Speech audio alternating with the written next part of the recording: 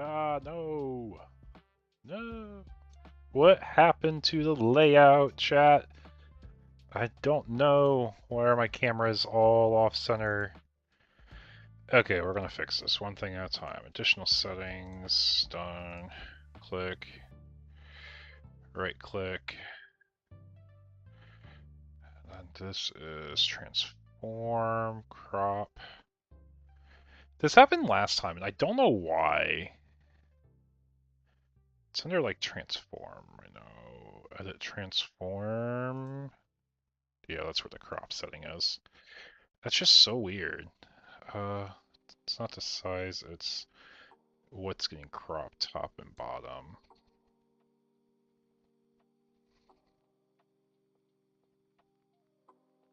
So this should be what, like a 150? 200? 250? 75?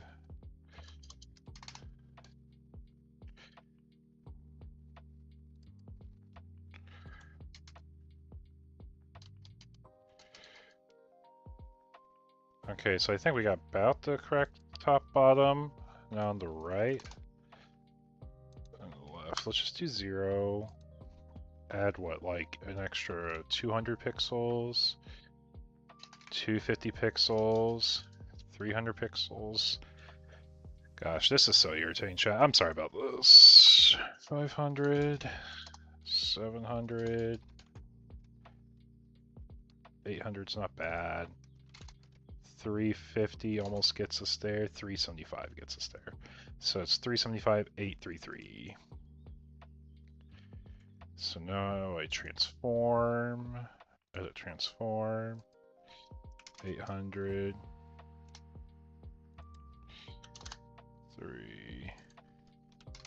3.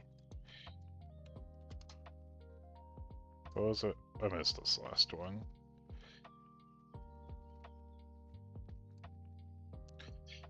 $375, $833.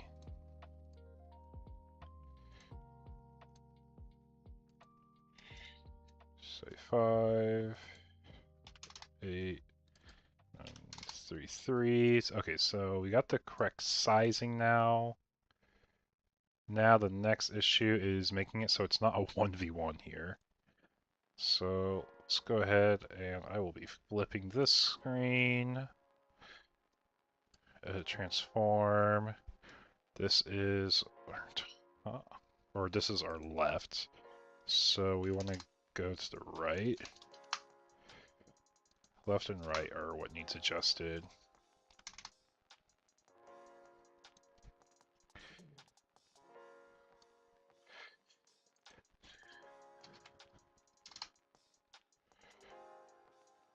Okay, I think we finally have a game on stream, chat.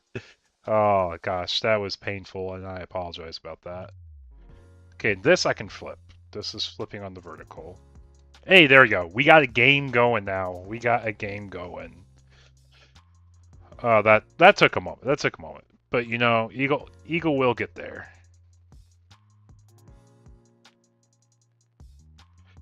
And then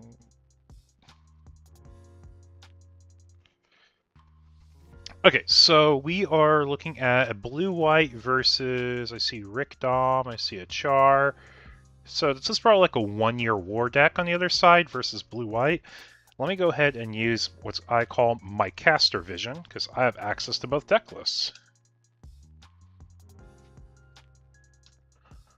And we actually might be cooking with something here, Underground Base.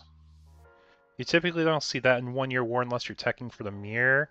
We see Chars, we see Gelgoogs, and we see Red Gundam, we see Zaku. So this is a clan variant. Typically your clan variants are what, like pretty mid-range combo-y. But with all the lower end units like the Rick Dom, the Zaku, you're probably leaning more aggressive. So I'm trying to think, what are your aggressive clan units? You have First Strike, so you can trade, but you typically don't have Breach unless you have, I think it's Clan Battle, the base. Let me know if I'm wrong on that, chat, but I'm pretty sure you don't have Breach naturally in this deck.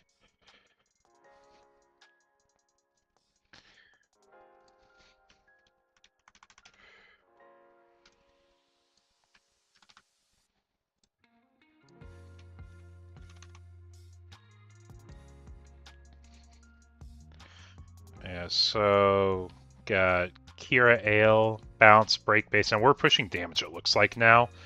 Just said, you know what, if you're doing an aggressive skew and you don't have pressure on me to where I'm at low shield count, I can start doing damage to you and you have to do the trades.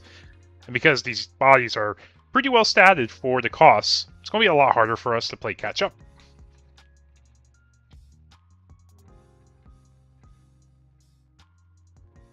And we do have the unforeseen there. Yeah, keep your survivability on your good units. The red Gundam from the Star deck has Breach 1. Okay, we have one Breach instance. That shows you how much I know about Clan. Clan is a deck that is a lot better now, though. Like, with the aggro restriction of the 1-drops, you are much more likely to see this deck, but you just don't have a draw engine that's as strong as, like, a Strike Freedom that's generic. Like, you have your Machu, where if you're, like, I can't remember if it's pair or link for Machu to get the effective draw one, but, like, you're already doing that generically with the blue Kira. So with blue Kira, you draw, and then Machi's like, okay, you have to build your deck around for the draw. It's just a quality draw difference. So you can go 1-for-1 with Machu and 1-for-1 with Kira. But because Kira lets you put anything in your deck outside of like needing the linked, I guess, part to draw, your quality is probably going to be better in the cards you get. It's on link also, yeah. So it's like, if you compare that with blue Kira, it's such a drastic quality difference. But yeah, that's just like in terms of like comparing it to other cards in the pool and what other decks are doing with like the same card quality.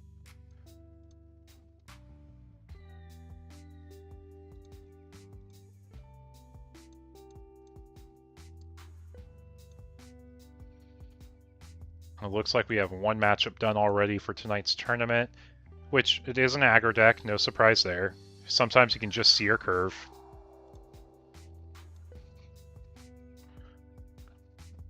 And I got this cool ping.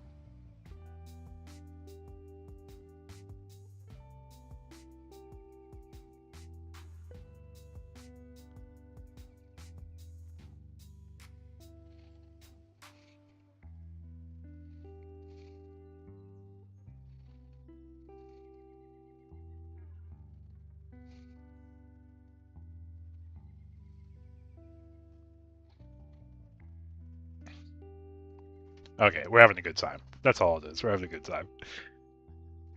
Anyway, so we see Kira, Ale, Strike, Rouge, Lifrith.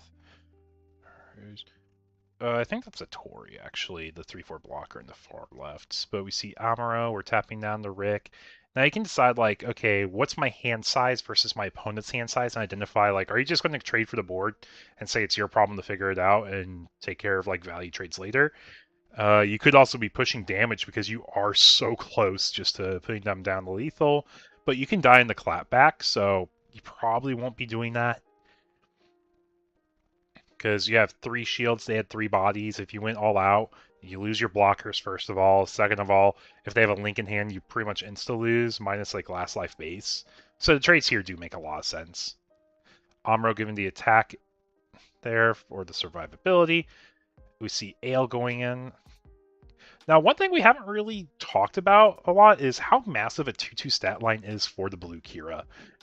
Its biggest like enabler for the deck is basically saying you can't rest me with Amuro for most of like Kira's links. The one thing that decks could start doing though, if they want to respect the 2 HP stat line, is teching in Corte, because he's a generic win pair effect. And I honestly think Amuro's like less and less impressive as we go on throughout the set. I've almost dropped him entirely from my blue-white build. I just find him not to be mattering that much.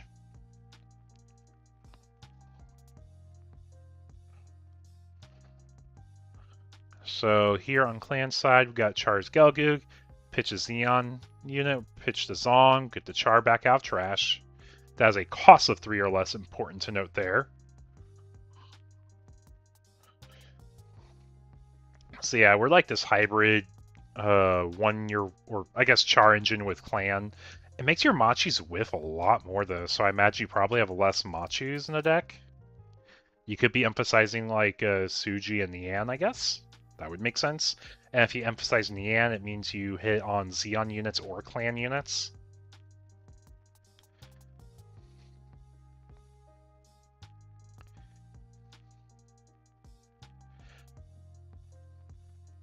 I'm not sure what we dropped there. The blurs or the glare is a little hard to see, but I think we're pretty comfortable here on blue-white's side. If we have a link in our hand, we could consider going for game because we're probably not losing off of our life count now.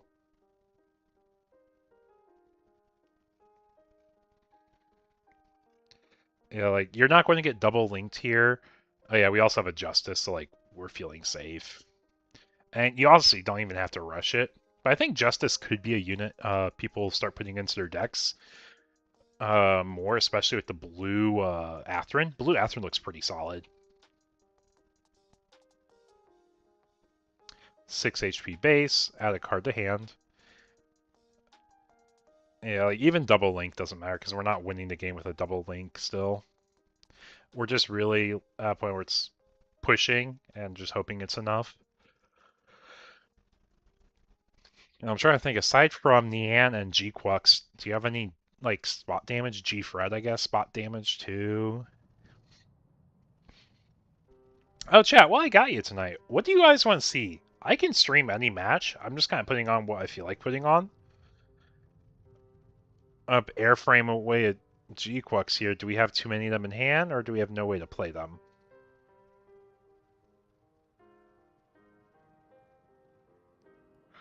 Because a G-Quux gets rid of one with a Nian, gets rid of another.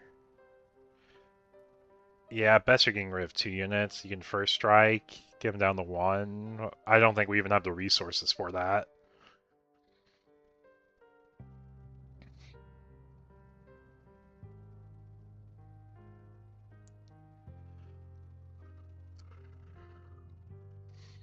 Yeah, there's Big G-Quux, putting 3 on unit of choice.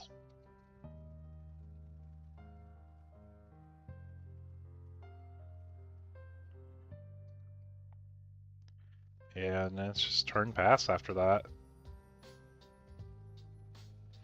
And you just say GG.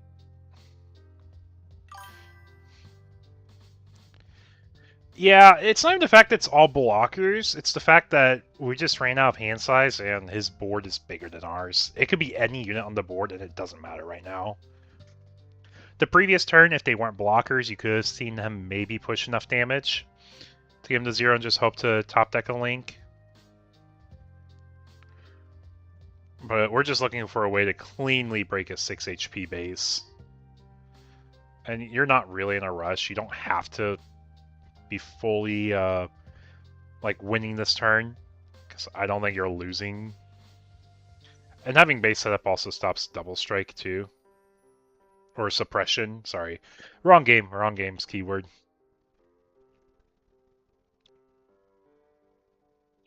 And there's the Amuro. Doesn't matter about resting unit, but we get rest G-Quux. Oh, we're trading? I guess we really want to make sure last life base doesn't get us. And that's fine. You can respect it. There's no reason to like have to go all in this turn. Minimize the chance of giving them any pilots, but we're full trading actually.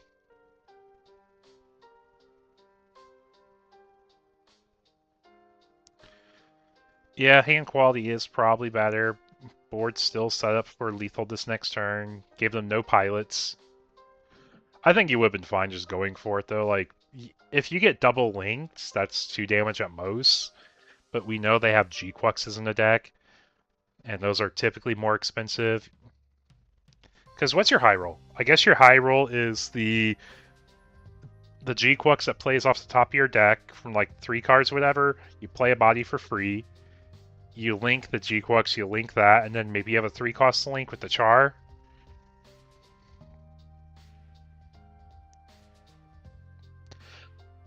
We did have a link here. Oh, excuse me. And we're probably going for Justice. He blocks.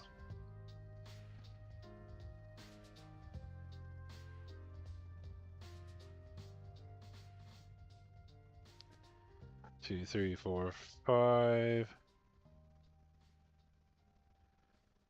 Like, even if you do a Zong with a Char, you fill your board, but... And I guess you actually prevent lethal. Do we have a Char to go with him? Oh no, we're tapped out. If we had a Char to go with the Goog there, we could have guaranteed the trade into Justice, make 2 hands, and we have a lethal set up on the clapback. But yeah, just to have a way to get the Char also. And that's game there. Full board of blockers. We watch blue-white take it over clan. Let's see, what else can we hop into here?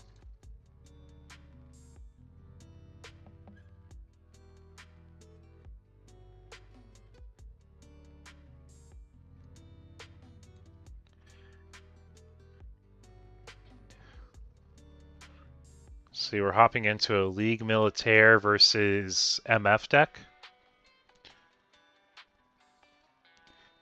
And Mobile Fighters... It looks like they're behind on card advantage in hand. I mean, that's what you expect of blue-white, especially the League Militaire version. And we have Akira going underneath our V-Dash. Or the V-Gun, this is the Breach one. So that's what, 6 attack into roughly 6 HP. You breach like 3 damage. Yeah, 3 damage. AP minus from White Kira matters and comes up though. But yeah, chat, feel free to drop in the comments. What do you want to see tonight? I have a full roster of 24 players. 24 players, metagame. We have a little bit of everything.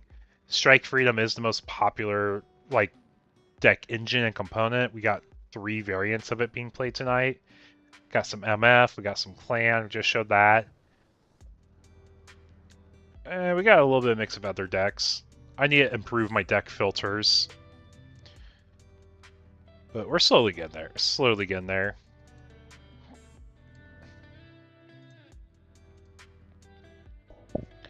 Yeah, board clear. We got 3 pants. We got Freedom. And Silver Bullet. Is there Academy? Let me take a look. Like, you can say Academy Engine and MF, and that's Academy, right?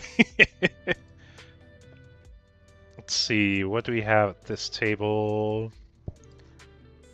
We got someone gaming with Zex tonight, Epion and Tall Goose. We got... Oh, this actually, I might auto choose this deck for y'all. This deck's pretty cool.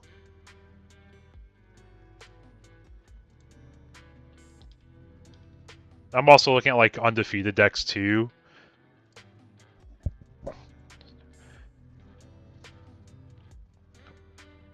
We have a Dynamese aggro deck.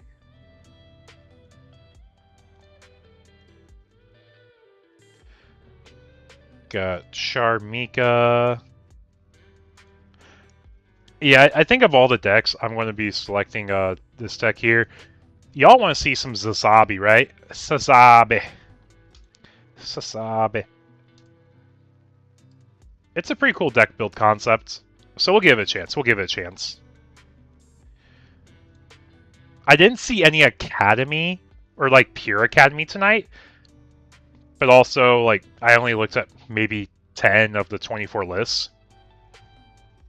And I'm pretty hyper-fixated on this next one. It looks really cool.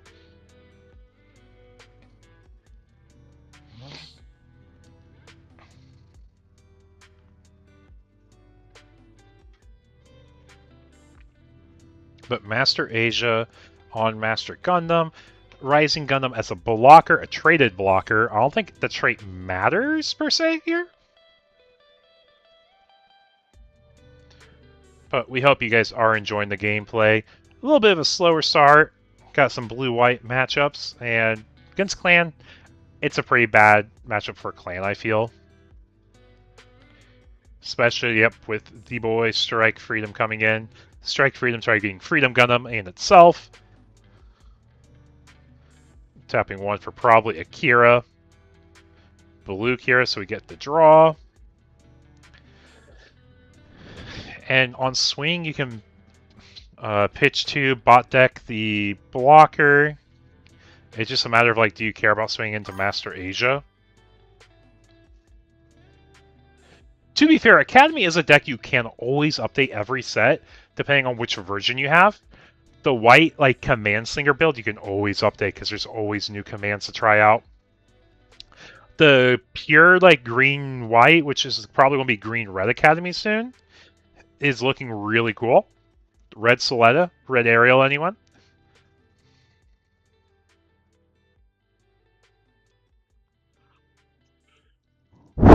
Excuse me.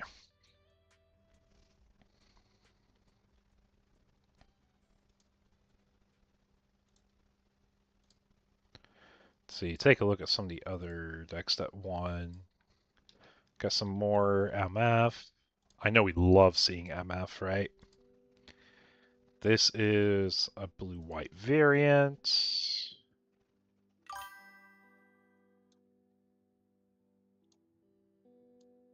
Ariel's your favorite? I'll be honest, I think the Ariels are looking really good.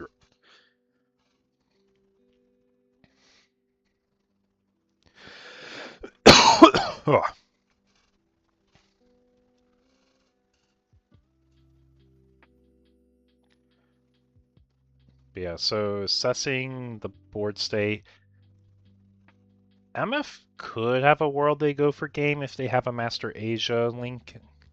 They get 2 when attacking effects to effectively burn 2 life. We do a 2 damage ping on the Freedom. Yeah, we were just debating on the Strike Freedom swing if we really care about bomb decking this blocker. I think you probably do. Yeah, pitching 2 cards looks like a Zalot and a Rick. The 3/2 blockers bomb decked, and we broke base. On base break, draw a card.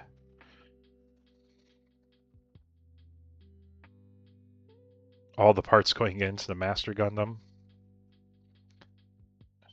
Yeah, I was going to say, I was just getting ready to unmute to remind them, but they got the draw. And yeah, you do have to start poking them down. It feels bad, because like you're vulnerable to pretty much any type of swing and attack. But you just got to get the damage done at some point, otherwise you're playing from an impossible winning point. And we do play the Rick Diaz clone from EB01.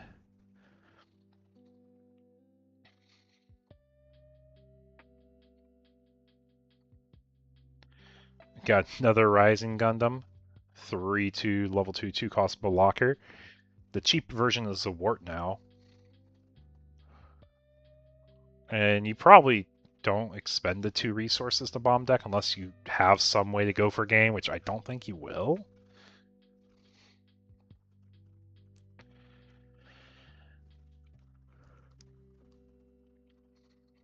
Because really all you have to do is just swing, poke, play a couple blockers, and widen the gap from how much he can do on his turn as MF. Darkness Finger, 2 damage, it hits the big standing Kira unit. Yeah, that makes sense.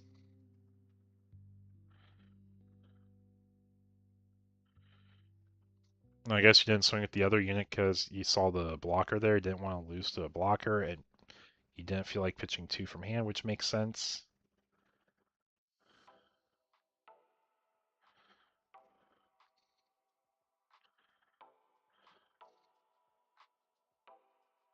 Got Uso with Victory. Make a parts. Swing. No draw and swing because we don't have enough traded units. We find a Maxer. 1 card in hand. 2 resources up and turn pass. Yeah, I think this is just a GG. You don't really have any point of comeback and turn pass. It says, yeah, maybe you have like a Shining Finger to stop 1 damage from coming in, but that's the best you really get. Yep, now we have enough units, we get the draw. 2 damage Darkness Finger does not matter here. So seeing 2 in life means he probably just didn't see Darkness Fingers all game, which probably has a little bit to do with the hand economy of MF. Like, it is probably the best card of the MF deck. But realistically, it just doesn't matter here now. It just came in way too late. He didn't get his card draw when he needed it.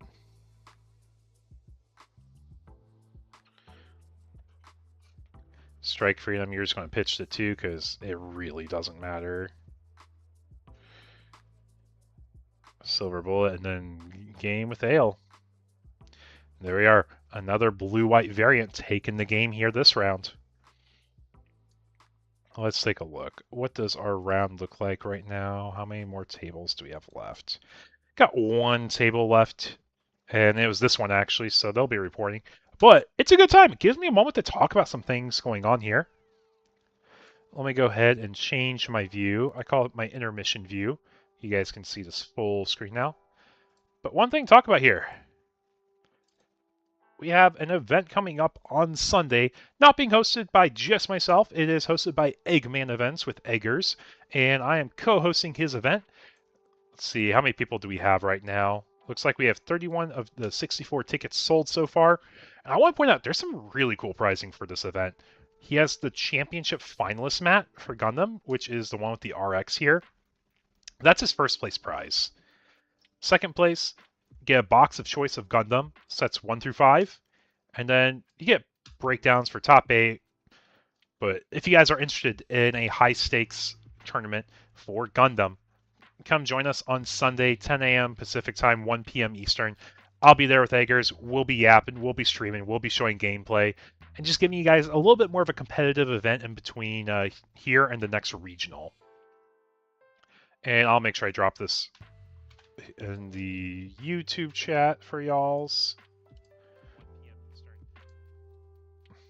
But I will be there with him, and we're going to have a great time. There you go. Dropped it in YouTube chat in case you guys were interested.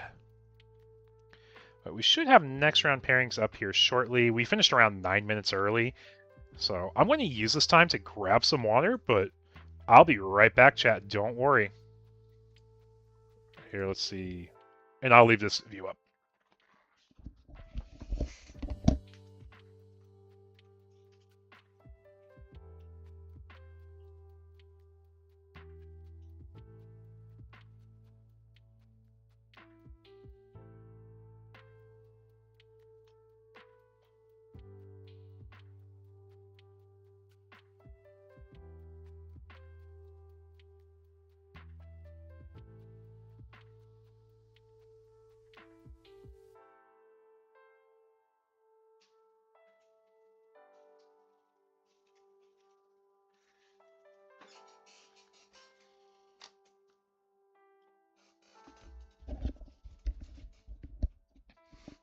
Told you I wasn't going to be long. Just had to grab a water from the fridge. Okay, let's see. Where are we at for... Oh, we have next round paired already. Ooh, I had a deck I wanted to show off. What table is it? Oh, table 2. We'll stay here. How about that? We'll stay at table 2. Gonna wait for the other person to join us at the table. But we gotta showcase some cool Gundam gameplay. How do we feel about that? Now let's take a look at some of the other undefeateds we have. We got... Table 1's probably going to resolve before we see that.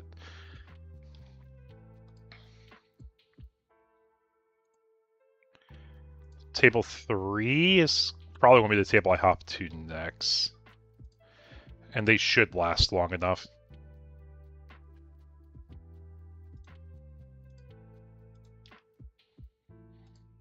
Yeah, I don't think we're going to see table 4 last long enough. But yeah, 6 tables undefeated, so we're in a pretty good spot though. 24 players into tonight's webcam locals. And honestly, we're on the rise. Our attendance has been increasing every week.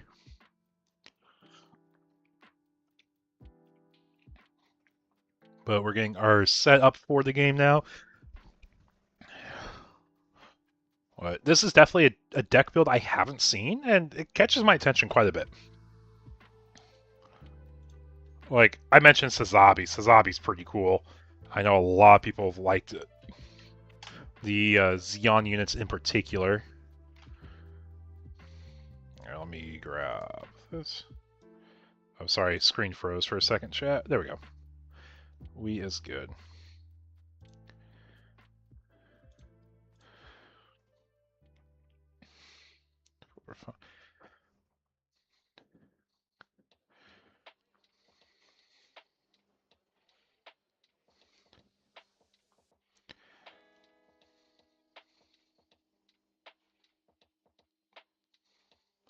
Also, I will say, great webcam setup for both players. Very easy to see the entire layout here. So shout out to them here. I'll flip this on to vertical. And there we go. We got our playmats touching, and we're good to game. So, a question for y'all here in chat. What is your resource of choice? Whether ones you have or ones you wish you had, what resource would you guys be gaming with? I think the most popular answer is going to be the Kingdom Hearts resource. That one looks really slick.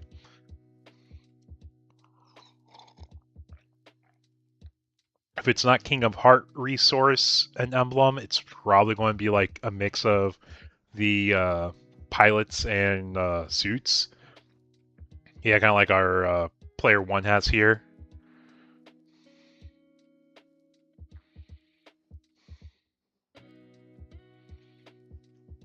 Yeah, there's another one. Sled. And we open up with a Char-Zaku. Now, Char-Zaku, everyone's brain starts like loading and thinking, okay, this is either One Year War, this is either Xeon Tribal, could be, was it the Char Mika deck? And we see Close Combat coming right away, says, I don't care, you're swinging my face, it's dying. If you have a set of the 10 Tekkenins, you'd be using them. Yes, those are clean. And we see the gun take coming down. So this is One Year War, very likely. Waiting for a pink and gold resource like the Boadon. Oh, that would be great, actually. Like, honestly, pink is a color that pops so well in card games. Like the Haman. The Haman pilot, that is my favorite pilot art. Is the NTC one, where it's all pink and red. And I want to play with it so badly, but there's just not a great build for Kubla yet. And we got Airframe, and what do we pick with Airframe? Is that the Battle of Aces Star Deck 9 art? I think it is.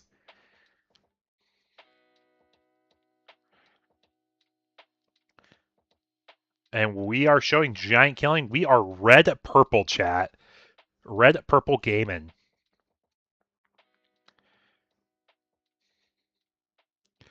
Red-purple against One Year War. We've done 2 different one-for-one interactions.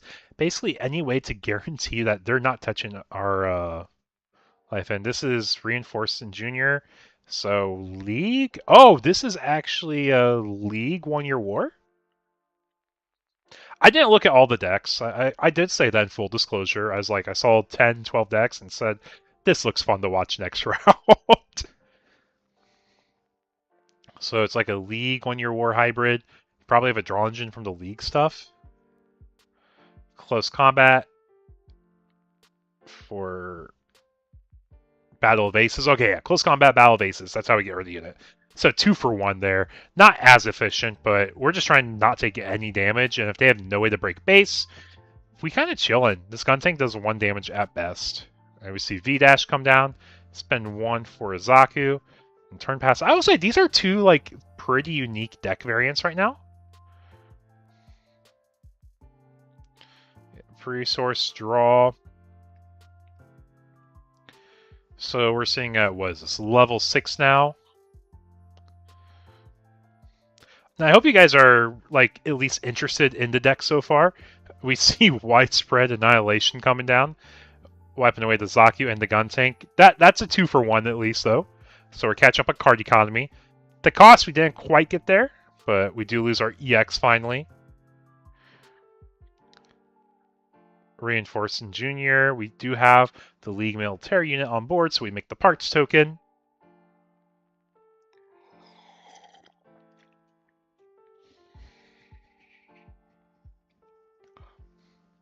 And we play another V-Dash and a Rick Dom and turn pass. We are running very low in cards. And we have, well, I think it's 3 cards for our League player. And red purple's actually maintained really strong hand economy. We've kept our shield strong also. We play the Axis here, so we get a 6 HP base, and we're tapping what looks like 7. Or no, we're tapping 6 for another widespread. Another 2 for 1 here. And it says, you know what? You got 2 strong bodies, but they're not breaking my base without a little bit of help from a pilot. And I feel, oh my gosh, we had 3 bases in our hand. Okay, that kind of explains why it's a bit slow of a start. Sometimes you just have those slow openers, but we do have the USO. We make another parts token. Now we do have a way to break 6 HP base, but this means that a Charlink can just play this for free now. Swing shield on swing, proof technique, check in our trash, see if we have one. If we do, then we're able to hit one of the bigger units, but we don't have enough in trash, so we had to hit a parts token, and now we play our other cards from hand, which is why order of operations matters a lot, chat. Now, do we have another widespread annihilation that gets rid of 3 bodies, but you basically time walk yourself otherwise? If you have a Sazabi, you don't get enough done here. If you have... What's on the red side? Do you have any red links? I guess a Merida K-Shat gets rid of 2 little guys while also swinging into a mid-range big guy. And we actually just pass turn. Probably just giving an opportunity to see how he does swings. In case there's a shield out of life, maybe we want to protect that. Yeah, and I think we're fishing for a burst also. Why take damage for a cost if you can take a damage and get a removal with it? 6 HP base, order of operations strong on the opponent here. Now, swing a 6 HP base. Do we have a combo to break it? We don't have a combo to break it. C2 for a Rick Dom. And then probably attempt to pass turn. And no commands to use in action timing. And I think we're coming to a pretty large deficit. Like, it has to be K-Shat Merida, right?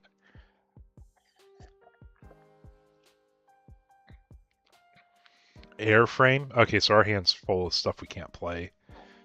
Char doesn't matter here if you don't have a unit, so you could have more than one pilot. Oh, let's see. Close combat gets rid of gun tank.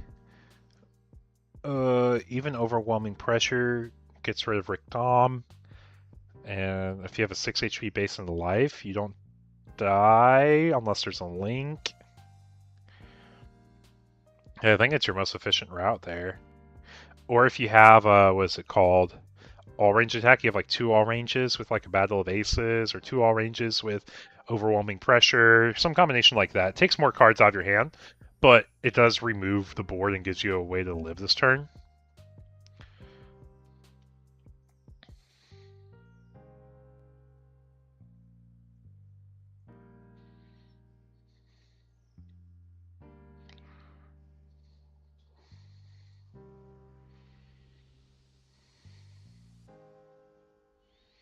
Yeah, I think we're just assessing the damage. Like, yeah, you got 4 valid swings, and if I don't have a combo here to at least get rid of 3 of them, I'm pretty much guaranteed dead.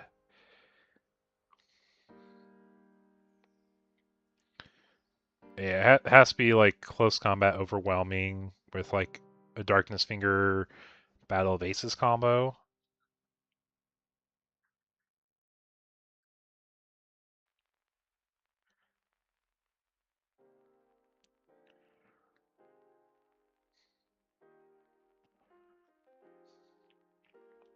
If you don't have that, what units can we link with? I don't think you have anything that plays out a body that you would need here. Like, if full frontal worked with Sazabi, it'd be really nice to play the body and then pop that body. But I don't think you even have that as an option.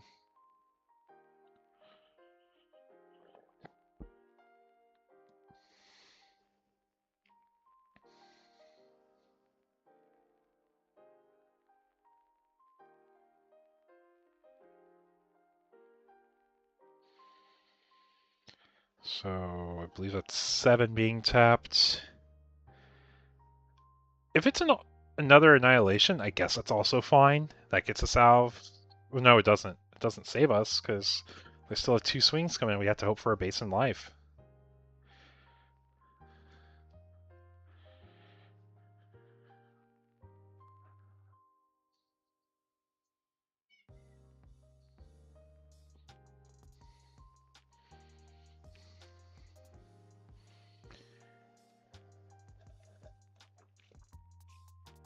And sometimes you're trying to find an answer to a puzzle that just doesn't have an answer.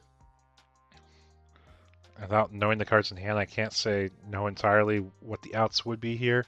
A trigger in life would definitely help, though. A burst in life could save us, especially 6 HP base.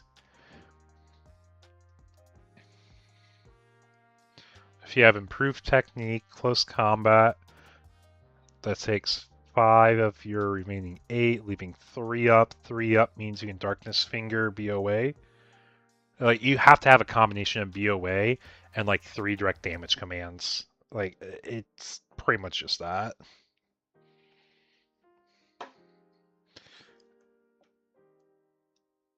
All range can help enable stuff.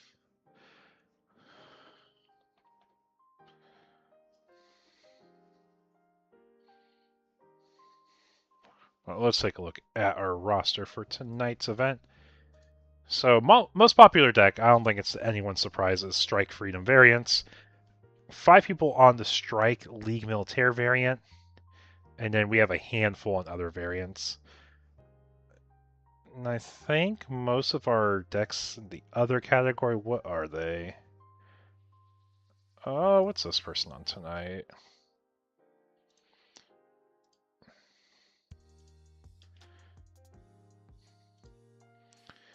Okay, so our table 1's concluded already.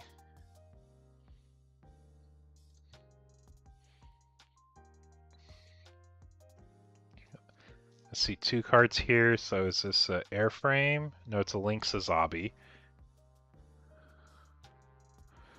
When Link, you get to play a base. Oh, I guess this could have some better math, because you get a 6 HP base setup too. You just lose the option of any good bursts. If you play a unit, you would be popping the Pants token, so Sazabi effect doesn't matter. The Link trade gets rid of the 6/6. Then after you get rid of 6/6, you can close combat a small guy and force him to have a pilot in hand. You force a pilot or Link is what you would force.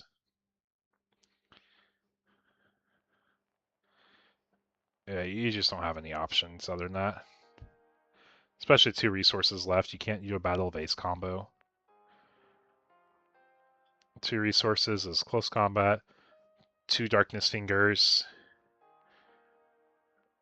Maybe if you play Stealth Stratagem, you could see 2 of those. Like 1 on the gun tank, 1 on the parts.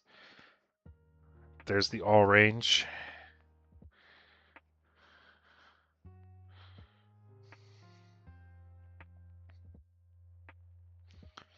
And Sazabi into our big boy here, right? Actually, it doesn't matter what we swing into. That's just game.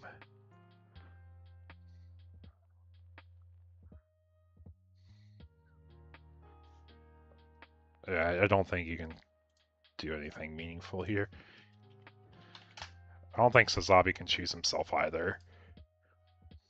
Oh, not a Digimon deck. I need Gundam cardless.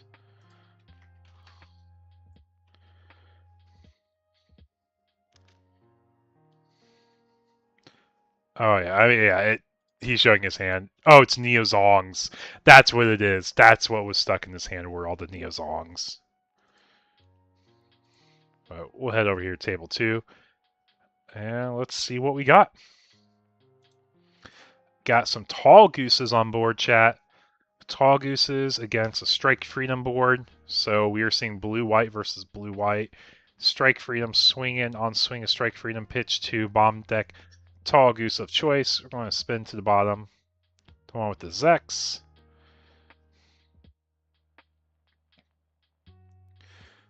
Is a Salute in Life.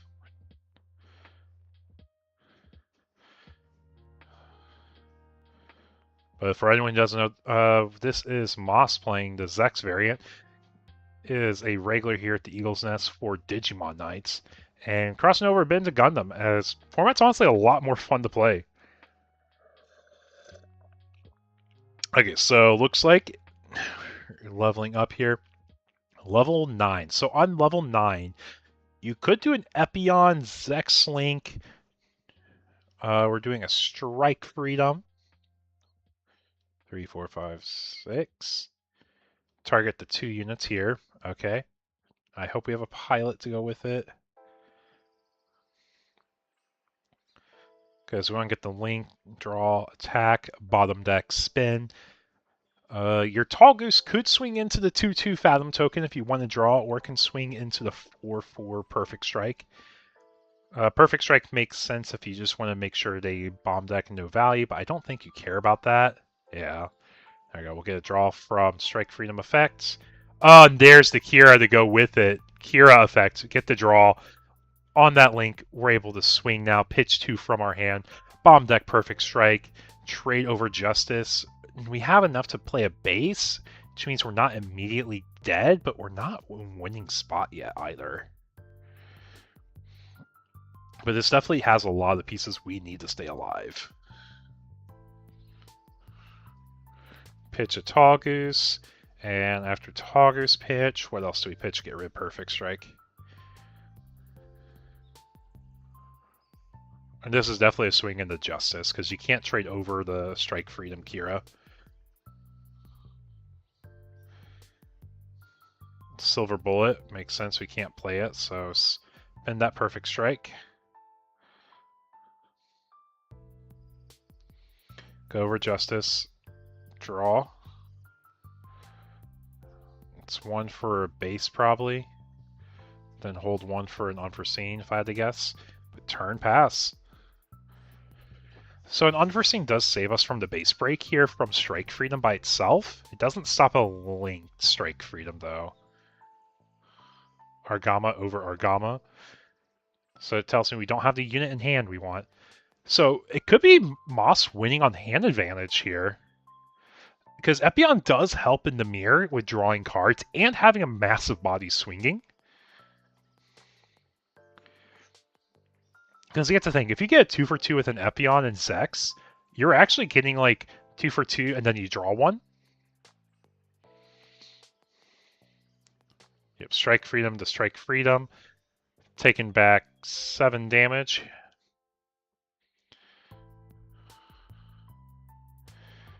Playing a Zelo. Oh, Zelo can't even go for face.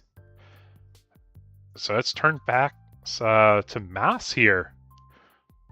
So maybe the Goose does take it here, guys. It is close, and we have a lot of shields to catch up from. But level 10. Let's see.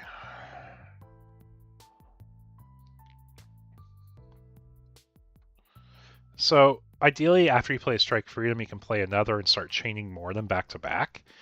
We have seen at least 1 from each player. Unfortunately, because we came in mid-game, we don't exactly know what's up in the trash and who's seen what.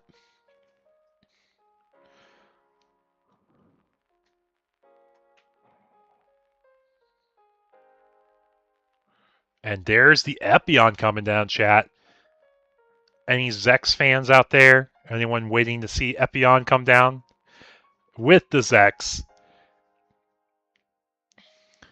And we are swinging a massive 8-7. Gets blocked by Zelo. We draw a card. Here's the thing. Zex isn't once per turn. Now, maybe we're trying to play for deck out because we are pretty low in cards in deck. But yeah, now Tall Goose has a chance to take away the Strike Freedom, and we can break base with the Epion. Base has been removed. 2 resources left, and we play a flat Militia. But for all 8 of you joining tonight, welcome. Hope you guys are enjoying the gameplay.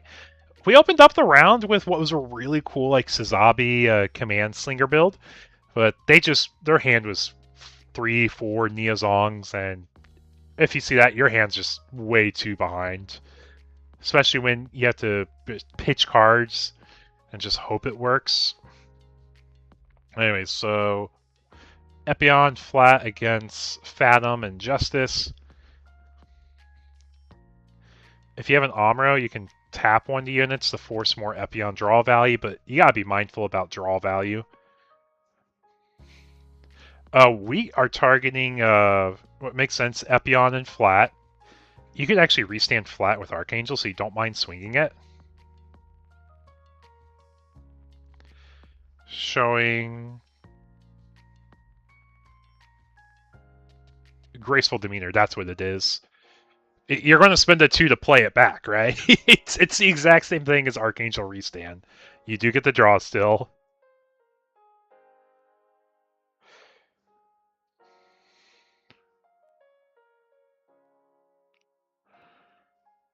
Yeah, it's like, you might as well swing the Epion. Now you're just playing around any potential bursts here. Thanks for the sub, Ghost. Appreciate it. Now, 4 resources. This could be 2 blockers. We're actually linking Kira and Strike Freedom. Oh, because we can spin the token to the bottom with 2 cards in hand, which can be any 2 cards. And then you can actually play a higher level blocker that doesn't have interaction with Graceful Demeanor, since you know they play it. Yep, get our draw from Strike Freedom here. Or, oh, we target... Oh, you get the draw still. Or did he target a different unit? I can't remember anymore. He put the card back, so I'm assuming he targeted something else there. And now he has to answer... so if he has an Ale link, he has game.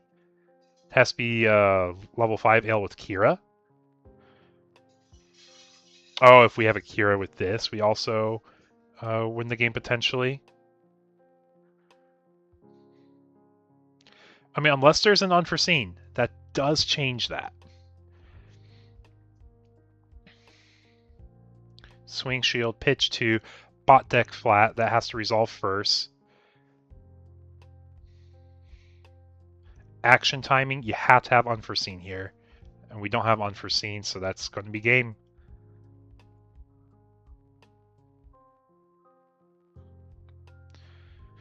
The Goose just barely behind, guys. Just barely behind. Now let's see what we got some of our other tables here.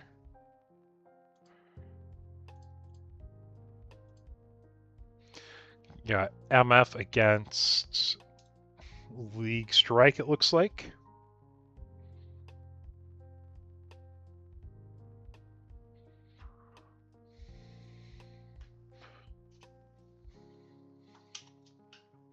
But yeah, got S-Dot here. S-Dot, one of the stronger players. He's been here at the Eagles Nest for quite a while.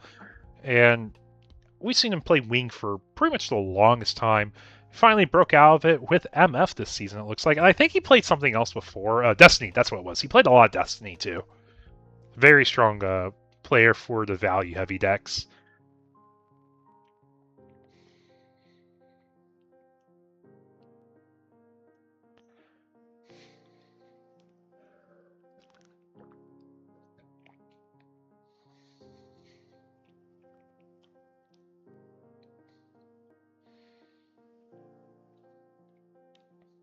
Let's see. Okay, so back to our undefeated decks for tonight. Is there anything else cool we can bring up? I think we're going to be seeing some Strike Freedom mirrors aside from this one. I'll make sure I get this one person for next round, so we can at least get a little bit more unique decks. The undefeateds. We have 3 other undefeated tables. This one just finished reporting. It's another Strike Freedom variant. This is a Strike deck against a Strike deck. And then we have this one, which is MF against Strike. Yeah, so it looks like blue variants are catching up to the format, and we're going to have a lot more of them playing into tonight's tournament top tables. And we have Shining Gundam, exiling 2 MF units, picking up Darkness Finger, the best card of the deck. Cycle with damage, who does not love that? Also enables your Master Asias. Got Domon effect. When paired, draw 1, pitch 1. If you pitch a special move card, you can activate its effect. pitching Darkness Finger, 2 damage onto the Freedom Kira Link. And now we could actually use the Gundam Fight Base to apply more damage to our unit. And we're actually going to be pairing Cyclone Punch here after we use its main to AP minus Shrink 2, meaning there's only 4 damage on this Freedom unit. This will enable our unit to live the swing here while restanding a resource. I almost said security check, but it's shield damage. Wrong game. You guys know I come from Digimon, so sometimes I might use some other terms. And after you play TCGs for like 6-7 years, you're kind of used to using common nomenclatures and terms for card effects in games.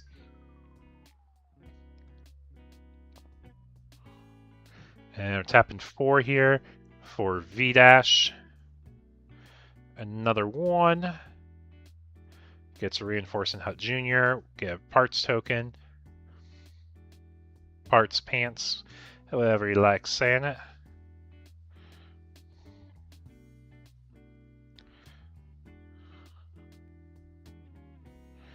Two for a Rick, which is not a traded unit for League Militaire, but it is a blocker to give us survivability. And restand draw level. We're looking at what? Roughly level 9. I think Estats Hiding is one non-Domon resource. Is one of the classic ones. It's Pants 100%. It's a Pants, it's a Parts, it's a token. It's a Sealy token, guys. You know, you tap the little guy to do things. Sometimes they battle, but they don't really go for game.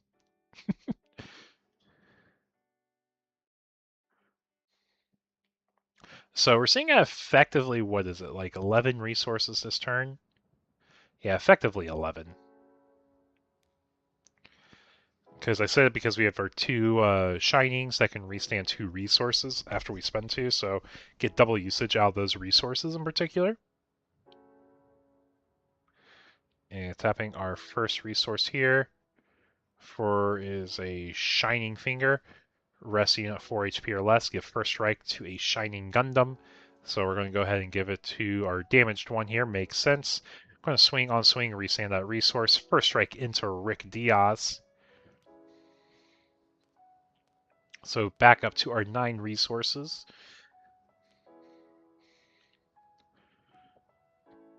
So thinking about trades here, we can do Master Asia, Ping 5, Break Base, do 2 damage to Pants. Unless we want to use Darkness Fingers, which is also an option.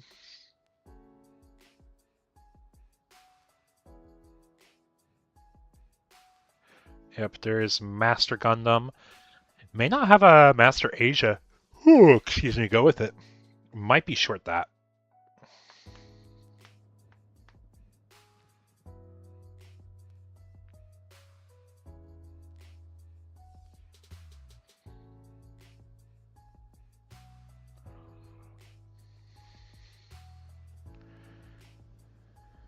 And there's the Master Asia. On swing. Exile 2 commands to do 5 damage to the top. No ping 2 though. Oh, we do get ping 2 because we had... Yeah, we used the Shining Finger earlier this turn, yeah, so we get it on the Pants.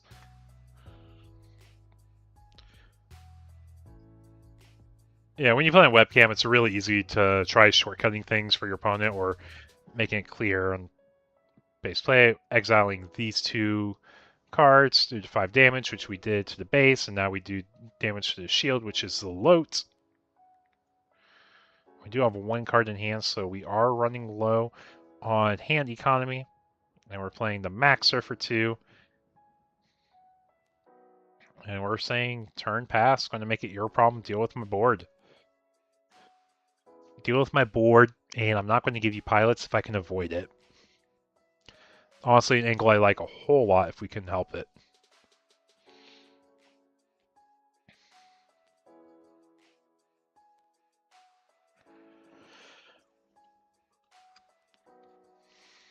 And do we have a play for all 10 resources already? Interwoven Blessing, boom. That could be hilarious. I don't think it's that, though.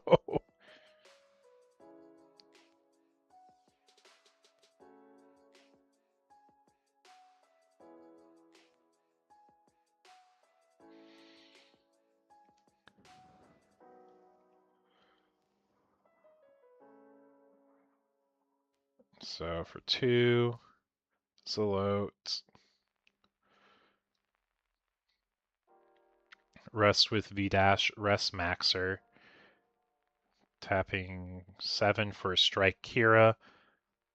Draw. Target strike and probably V dash. Yep. Now you can start trading, drawing. Or you can push damage. You can't push damage. You're going to be dying if you don't trade.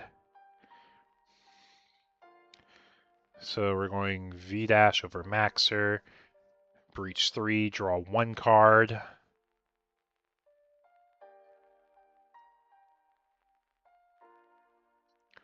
Strike swing on swing of strike. You could pitch 2, which I know we have 2 because we had 1 left and then we drew 1. I think we're just evaluating, is it worth the pitch 2 to get rid of a body, which it probably is at this point. Oh, 3 cards? I could have sworn we had 1.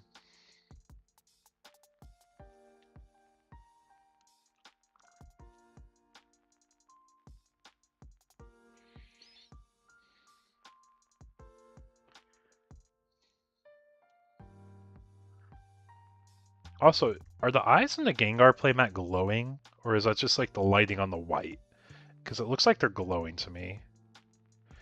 Pitching a Victory and Silver Bullet here, just to make sure we have more survivability here.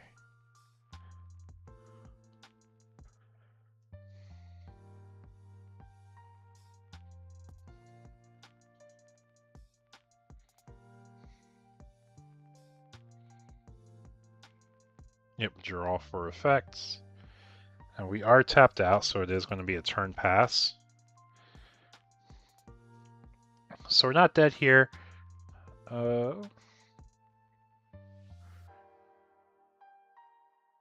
getting rid of the strike freedom. And turn pass. We are level 10 now. Yeah, that strike freedom is just massive, chat. Drawing 2, getting rid of 3 bodies that turn. Pretty much all you could ask for. And we're just dumping clip 442. That's 10 resources.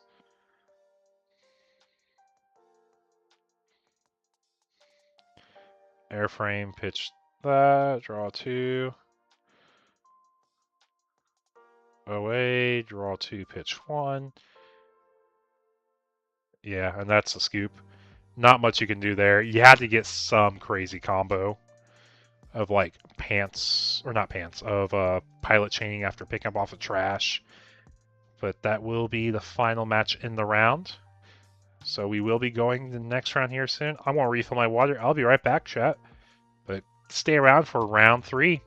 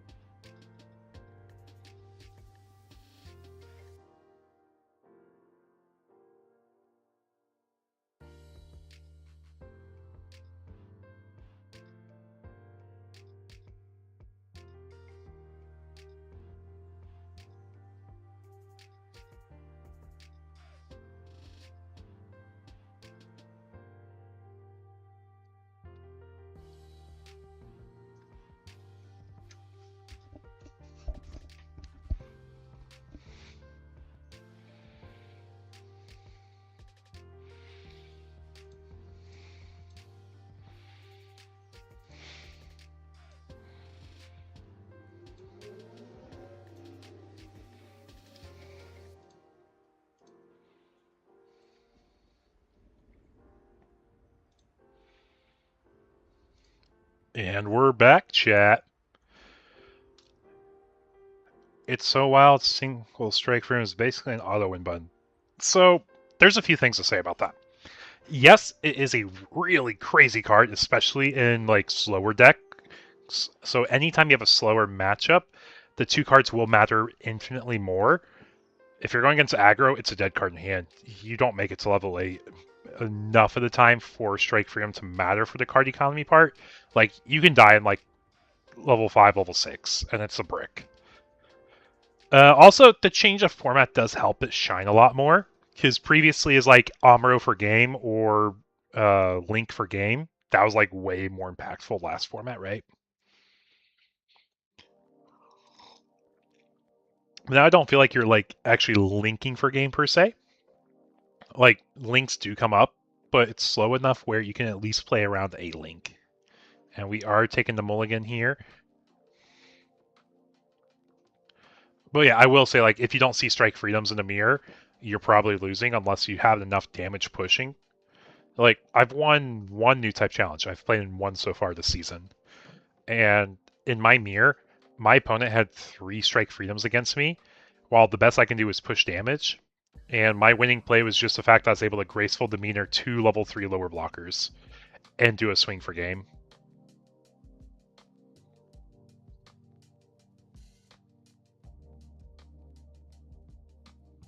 Just requesting the cut here.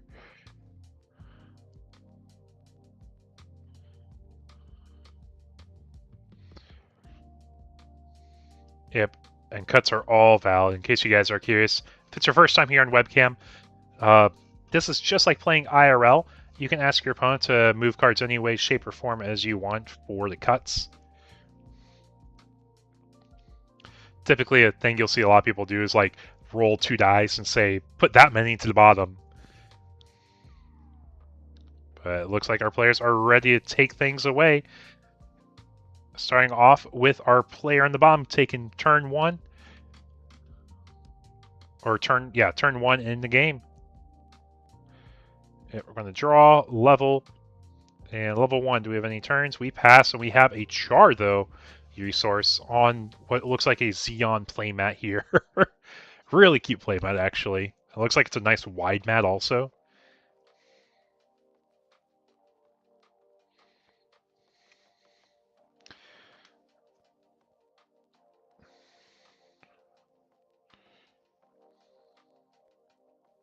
Where was my ping?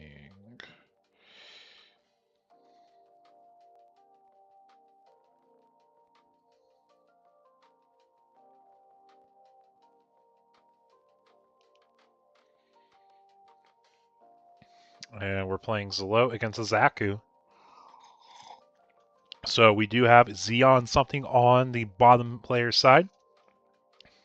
And we're attempting crack a base. And we actually get the base damage through. So our opponent's probably going to attempt to get a 2-for-1 with the Zelote here, having it swing into the Zaku, which is valid. It is an argument you were able to make now that we have less ping in the format.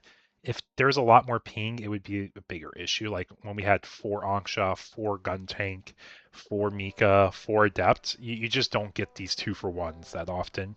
But we have another Zelote coming down. Zelote 1 swings into Zaku, living with 1 HP. So it is in Mika range if we have the purple side, or Gun Tank range if we have the blue side. But it's turn pass, draw, level, moving on to level 4.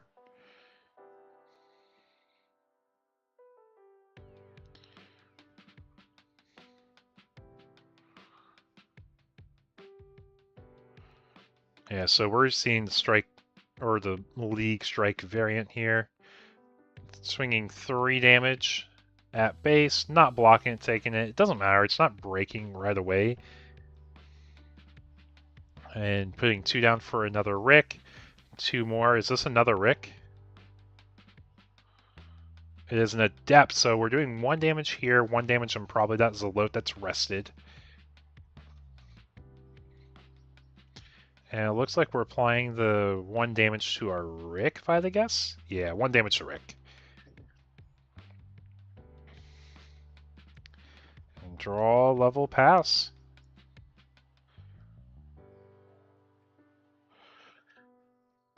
Yeah, we're just trying to build up board while removing their board as efficiently as possible.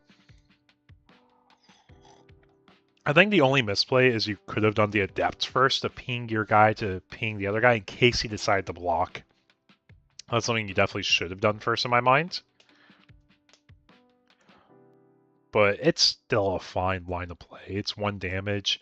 Against Strike Freedom, you don't really care about 1 versus 3 HP until like you have Lifriths on the board.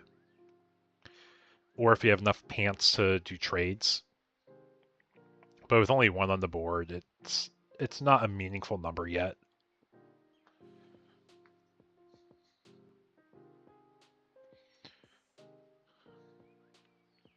And we're seeing Lifrith down there. Good. Now it's going to matter, unless we have a pilot to go with it.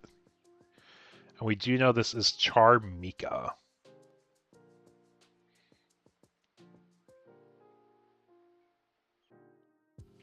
Well, let's take a look. How many undefeateds do we have left tonight? We are seeing at table 1, we have 3 tables of undefeateds, so next round could be the last round. And we're in the middle of round 3 of tonight's Webcam Local, 24 players.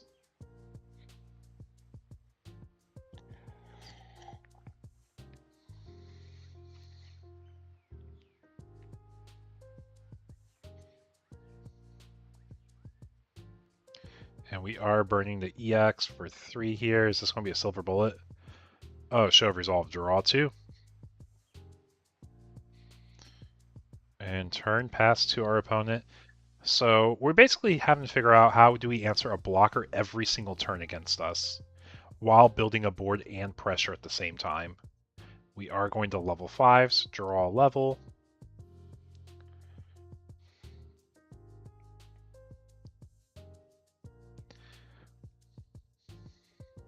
Going to open up with the Adept Swing.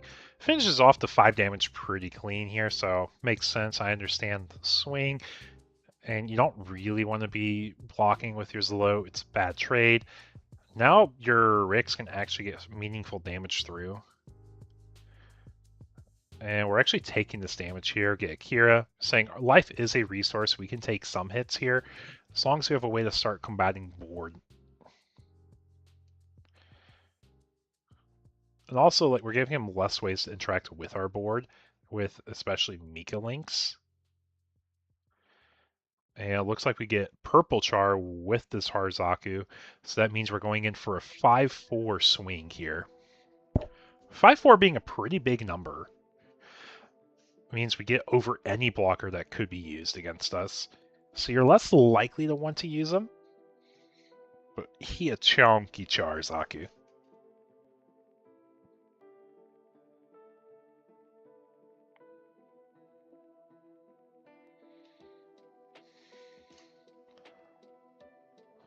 And we are sacrificing the Zolot here. I guess it makes sense we're blocking with Zolot, because if we blocked against a Rick, then give them Breach anyways. So maybe we're trying to save to do a trade on the next turn. But it's saying we have to slow the bleeding at some point. And we do see another Char coming down here, making it a 5-4 swinging at life. And now you just don't want to block. Yeah, Char is a utility pilot here. Showing another Kira, though. And I think that's turn pass. Yeah, turn pass.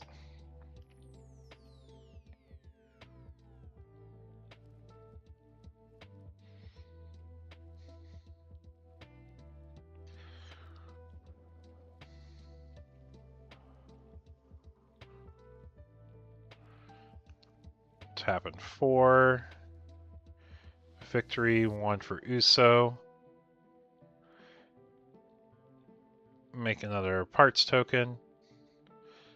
On swing, draw. Where are we drawing? We're swinging into probably the small bodies. Yep, so we're going over the Adept.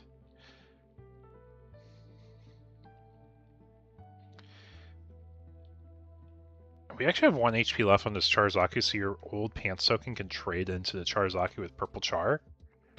Yeah, I think we're reading out the stats line, so you're probably want to see that trade coming through. But I appreciate everyone, all 8 of y'all joining the stream tonight for our webcam local, showcasing some more Gundam gameplay of GD05. Excuse me, very fun format compared to previous format, I would say. And we do get the Char Zaku, or the Zaku 2, the Star Deck one.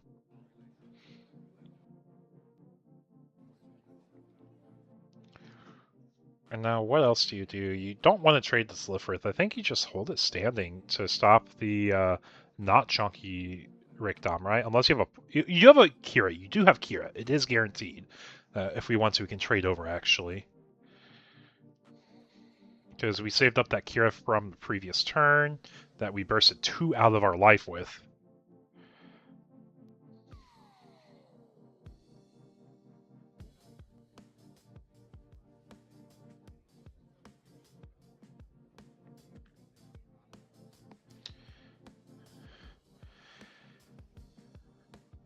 Yeah, just thinking the math and numbers if it matters. Realistically, you can trade over either of them. Like, you are going over, but you give the opportunity to breach regardless of which one you swing over to. So I think it's probably in your interest to go over the non-piloted one. Right? Yeah, just because Mika Adept becomes less impactful here and less efficient. Because if you go over the 3-5, you make it 3 attack, you have, what is it, 2 HP? Yeah, so Mika Adept would clear out your other bodies. So yeah, this trade makes more sense to me. We just don't want Mika Adept to be clearing.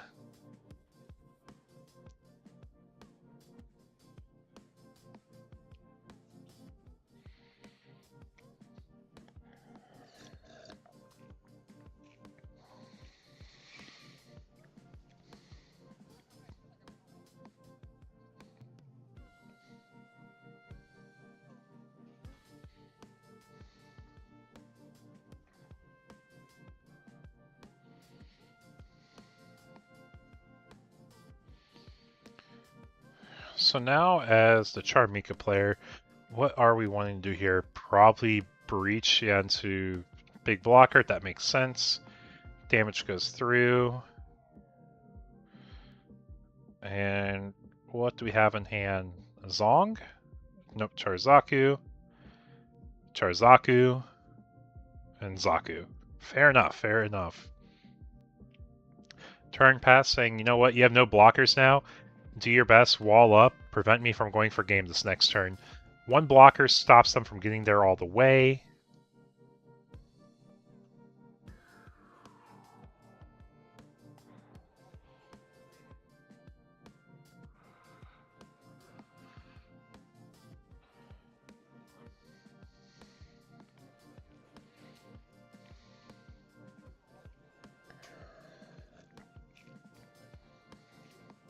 Yeah, victory coming down, so we get a draw at least here. Break space. Do we get a blocker here? Tap 2. And we do have a flat militia, so it's not guaranteed game right now. And we have 1 up in case there's, what, like an unforeseen, or if we want to play a base. Both are valid lines here.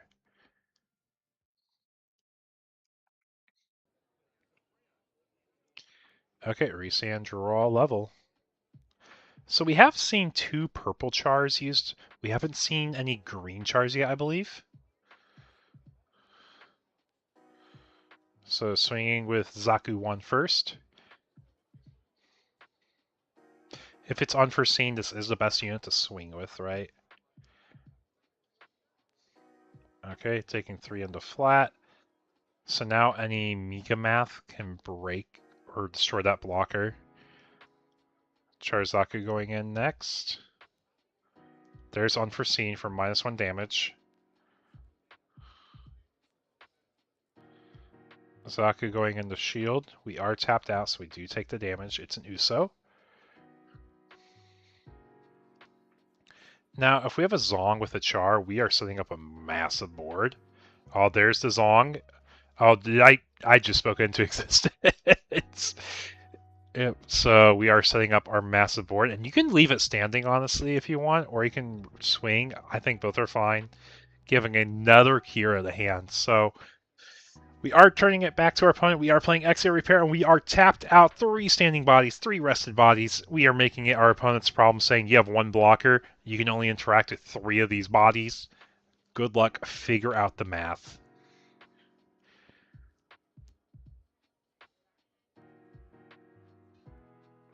But yeah, seeing such a beautiful curve, beautiful Zong.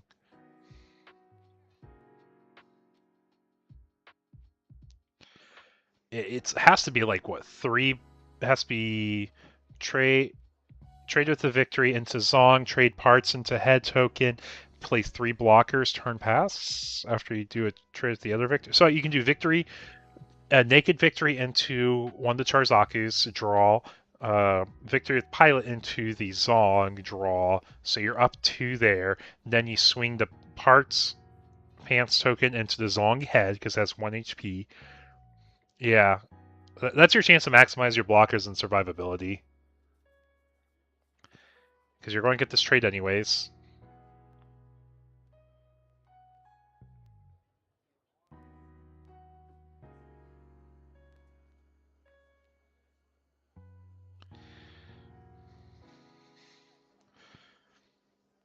You could also argue to swing over the Searcher Zaku, but I think you wouldn't get rid of High Maneuver. High Maneuver is way, way, way more important to get rid of here. Well, I guess there's a world you have Unforeseens in hand also, or Graceful Demeanors. A Graceful Demeanor gets rid of 2 parts.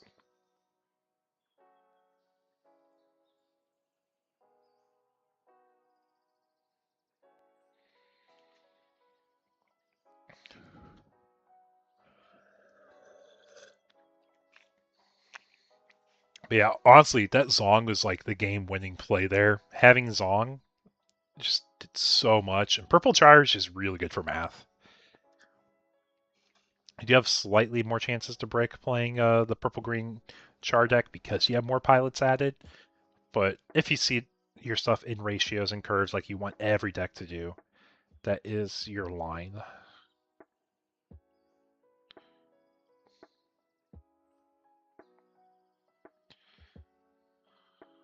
Okay, on swing, draw. On destroy, make a head. Yeah, I think we're going for that line.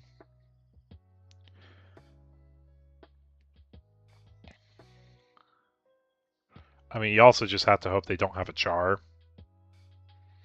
Token for token. We say A-OK there. Oh, do we have to... Are we playing a Strike Freedom? Strike Freedom Kira, I guess, also answers the board. Kind of. But the only issue is you leave them with 2 bodies and 1 blocker. You have to get a 1 cost base, which is your reinforcements, I guess. But if you're tapping 6, you should have done this... Okay. Okay, Elkira, it's 5. Okay, I'm not counting, chat. Ignore me. You bounce a hand token 100% because it's something that he doesn't add anything to hand with. Now you can argue if you want to swing or not, but you should go over the Charzaku. The reason you go over Charzaku is it stops a high link for game, or a high maneuver for game with a Char link if he gets one. Top 3 search, checking what's in our trash. So we know the likelihood of seeing another card copied is the Gelgoog. We made sure we had the Char in trash, which we know we have. And it's actually really interesting to see how Gelgoog became so much better this format. Just because we have another Char name to link with from hand. And just the fact that we have to find some way. Hold on, so we're going to swing here first. If he does the block, we do get the trade. Because that's what XA Repair says, if it's not piloted, but we do have damage on it already. Yeah, we're debating it. I think you're going to unforeseen this here and then block the token hand, because you also don't want them filling trash in case they get an access space, right? Could also be using Graceful here, bouncing the 2 units, just hoping he doesn't have a Char link. Because you know he has a Gelgoog in hand. You just hope he didn't get a Xeon unit. Regardless, you have to expend the resource here to block. Yeah. It's just, what do you block? Get the mill 2? Okay, so we didn't get a base added to trash. Attempting to go for game with the hand. C2 tapped.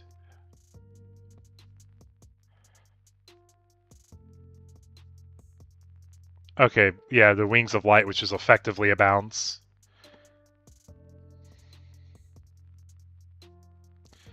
Exit repair and turn pass. Says, you know what? I'm going to hold this in hand so I can guarantee a link if I get a Xeon unit. Just painful to see the Exia repair there. It's like, no! I would like to end the game and be done. But now blockers don't matter. If you get a base, that's what matters here. So a Strike Freedom could help out get there. Because I guess you're level 8 now. You're probably level 7 the turn before. Strike Freedom bomb decks while swinging and drawing. But you could also give them a pilot or a base out of life that draws them a card, which is actually scary also.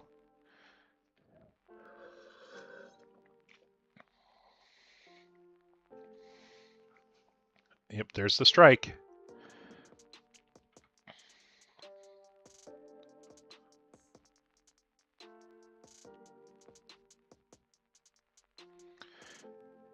Yep, doing the swing first.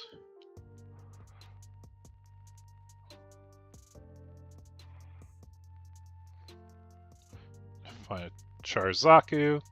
Draw 1.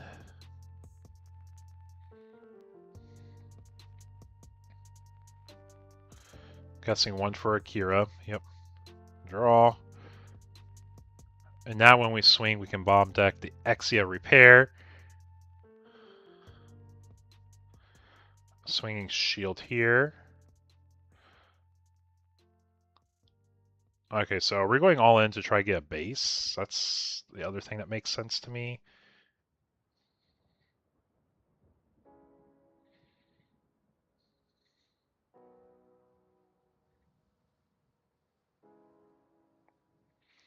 Strike Freedom swing on swing of Strike Freedom. Pitch 2 little blockers. Spend the Exia Repair to the bottom.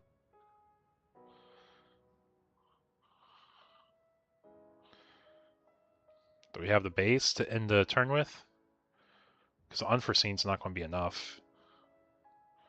That's turn pass. It's just unforeseen, hoping he doesn't draw a Xeon unit here. I don't think that was a Xeon unit, was it?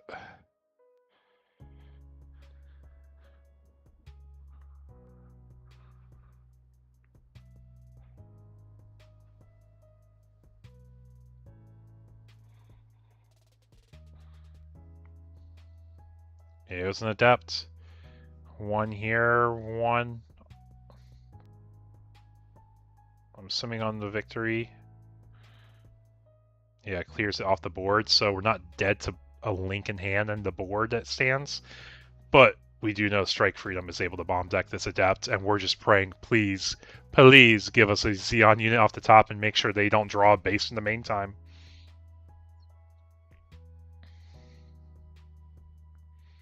Yeah, I don't think we've seen any bases. OA, we're going to try getting to a base a little bit faster. Assuming we don't have one right now. Pitch a flat militia. We just know these low blockers will not matter if it's just a char link in hand. So I understand pitching up, but you probably have better targets to pitch because you do need some blockers for the non-link unit still. The Exia Repair milling 2 Xeon units just hurts so much. Okay, so we got a total of 7 resources left, I believe.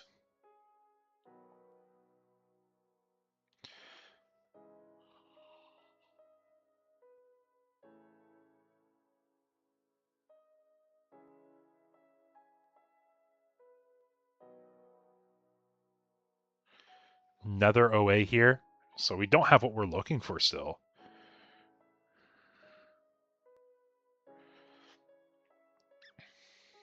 Pitching Uso, that makes sense. So we got 6 resources left.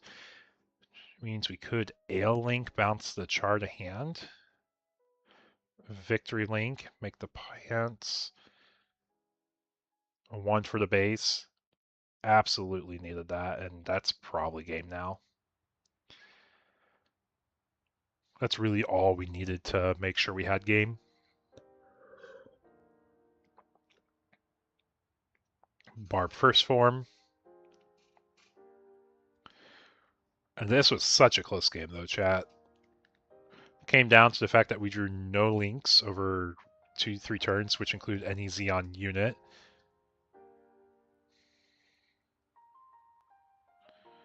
Yeah, pitch 2, bomb deck the Adepts. It is the Axis. Actually, we could have a world of double link here. There's a world we get double link.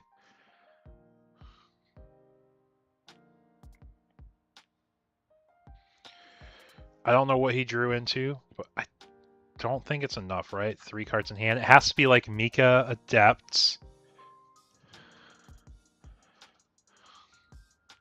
Okay. If it is Mika Adepts, there was a world we could have done it. Or Mika first form, ping, ping, draw, swing. Oh, he has 1 blocker still, so it doesn't matter. Yeah. That's just a high maneuver swing. Well, that's our table 1 game, chat. That aggro matchup took a little longer than I thought it was going to. We've got half of our tables done for the round so far. So, for our undefeateds, we know we have 1 Strike League Militaire here. We have a pure Strike Freedom deck also advancing, and then it is a table 2, which is a Strike Freedom League build versus a Strike Freedom League build. So we have 3 Strike Freedoms going into the potentially final round. Let's hop into table 2 and see what we get, though.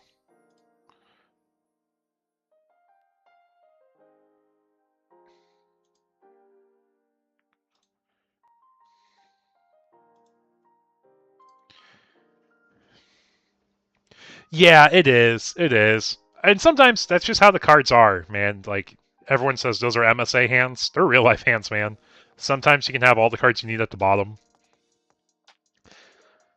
But yeah, now it's Strike Freedom matchups here.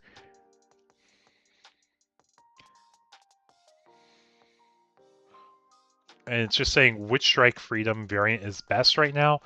If you're doing League builds, it is better against the mirror because you have to bomb deck the tokens, which you don't really want to spend 2 cards in hand to do. I know some builds are adapting to putting Perfect Strike in their decks, though, too.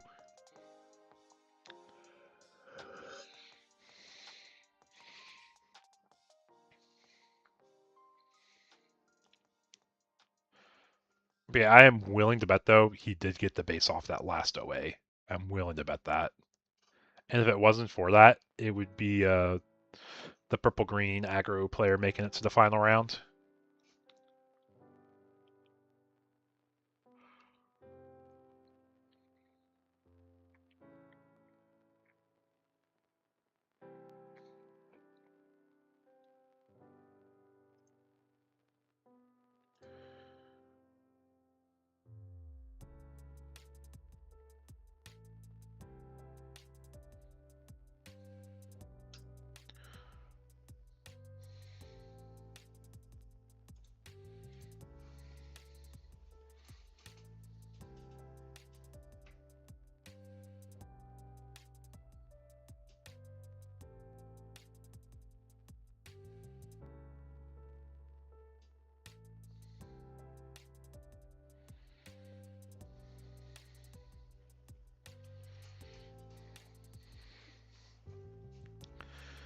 So turn player is player on the bottom.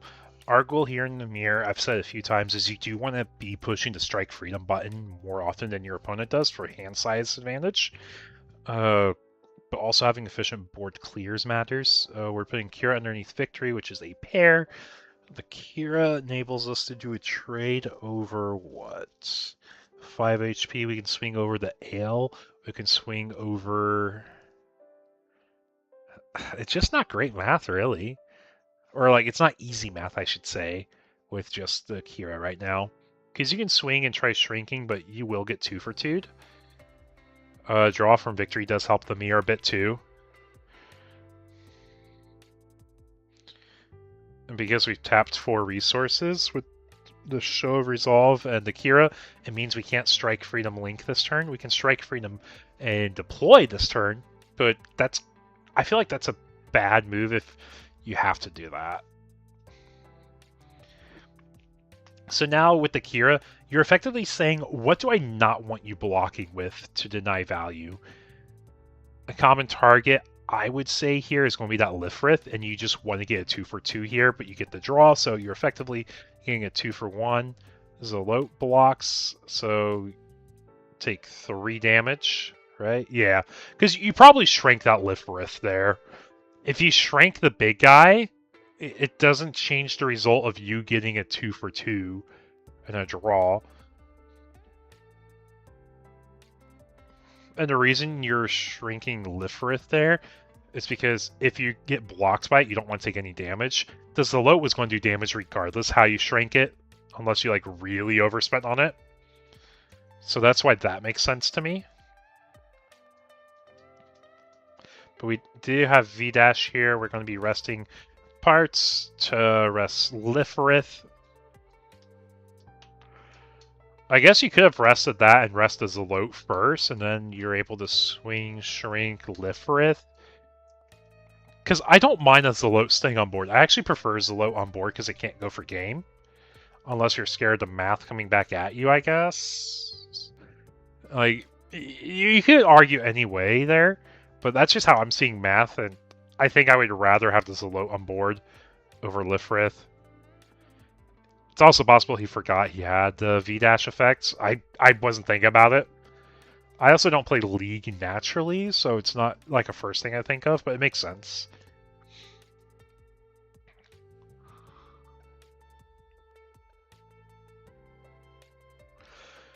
Let's see.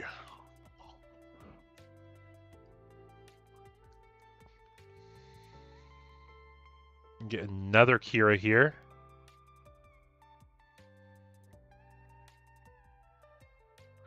Now we have a 7-6. 7-6 means we can swing, shrink the standing Kira Ale. And then any Kira Ale we go over, we still trade with, right? The only thing you're going over is the Victory Uso pair, because that's 5 attack. So you probably swing, shrink the Ale, go into Victory. Yep, so you go into Victory, take 5 back. You breach, but it doesn't matter because Argama, lol.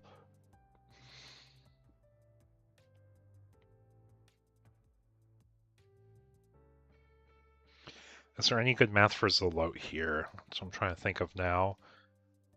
Because Zalote can swing, but if he doesn't block, he can just block the next swing, which makes your Zalote effectively useless.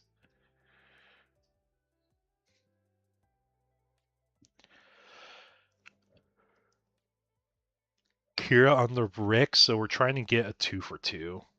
That's what we have said works. 2 for 2, so we can go over Lifrith. If you go over Lifrith, swings in with the Kira, shrink it by 2, so it's 3. So he lives as 1 with his damaged Ale. I don't think I agree with this.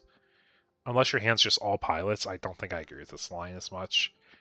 I think I would have just stayed and been a little bit more passive. Because, like, your best offer here is trying to get a 2 for 2 with the damage Ale. Okay, so we're getting a damage Ale. So you're saying my blue Kira is worth the same as his white Kira if I don't draw? That makes sense. I play another Zalote down.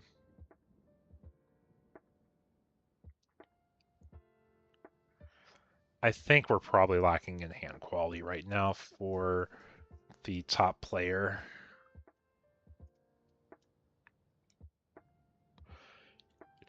And maybe there's something I'm missing, chat. Oh, excuse me. If I'm missing something, let me know, but I'm pretty sure we're just trying to get any value we can because our hand quality is just not there. We want to slow down any bleeding. Yep, rest parts, rest is a low.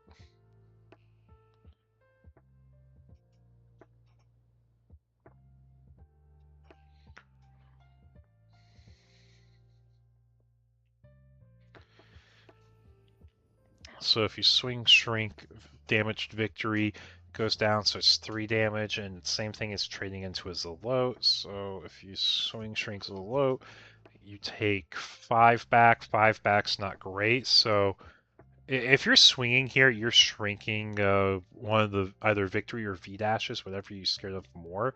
I think I probably respect the victory more because it's a draw engine, and yep, you'll take the 3 back here. That makes sense. And now you can offer your Lifrith, yeah. So Lifrith can go into either unit, whatever you fear more.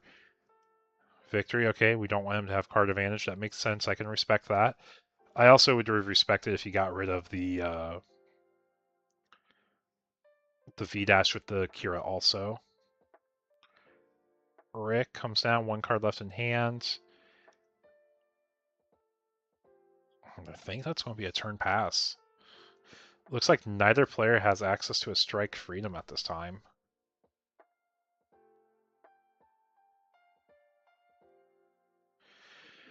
So rest parts, rest Rick. After you rest Rick, you can swing, shrink, parts, breach, doesn't matter. You can swing, shrink into ale, doesn't matter. So we have 1 HP, that puts him down to 3 attack.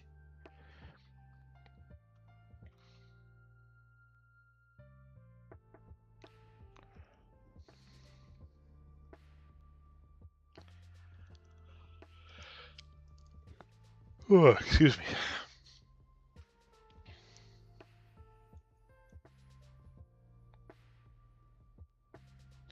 There's also a world that has a graceful demeanor in hand.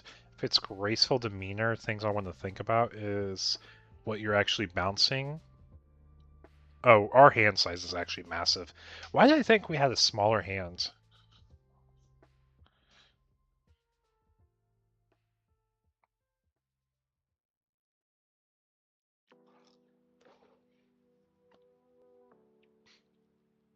Is there a world you just tap and start swinging face and saying it's your problem to trade for board? No, because you only have 1 body that can actually swing face right now.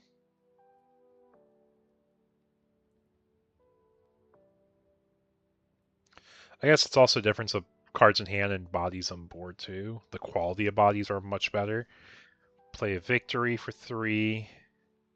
Resting it for V-Dash's effect. Rest the Rick. Are we doing parts into parts and then...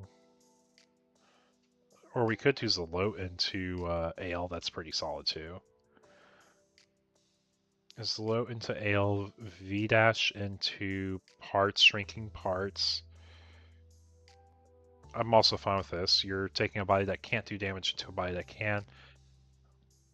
Parts into parts. Oh, wait. Yeah, parts into parts.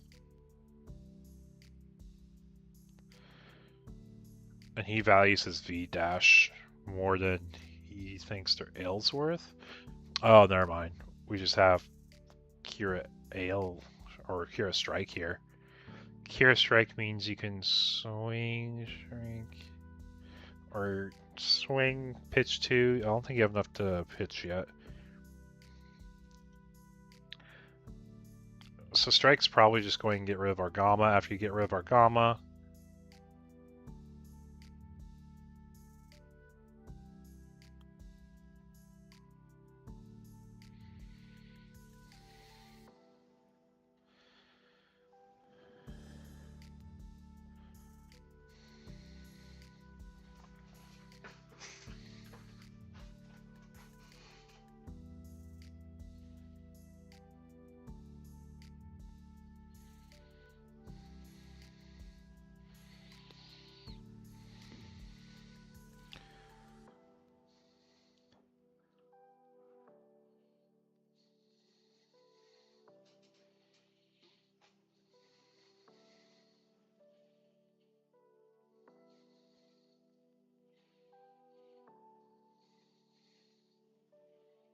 yeah, when you're at 1 card in hand, it's pretty hard to come back from that.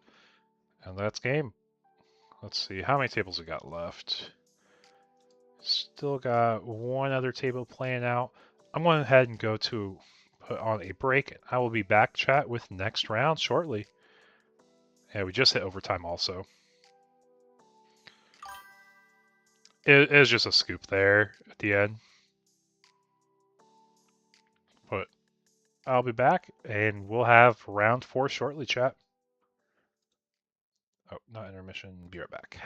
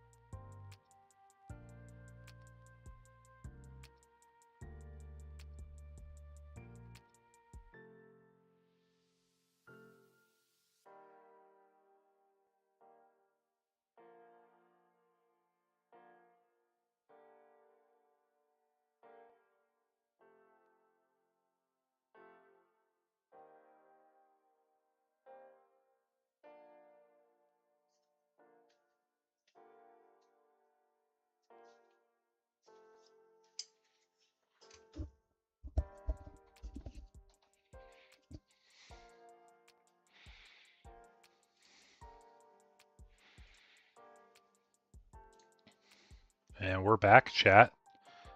Oh, I forgot my water, actually. I'll be right back, but you guys got the game on the screen, so give me 3 seconds here. I'll at least flip this on the vertical. There you go. I'll be right back. I'm grabbing my water.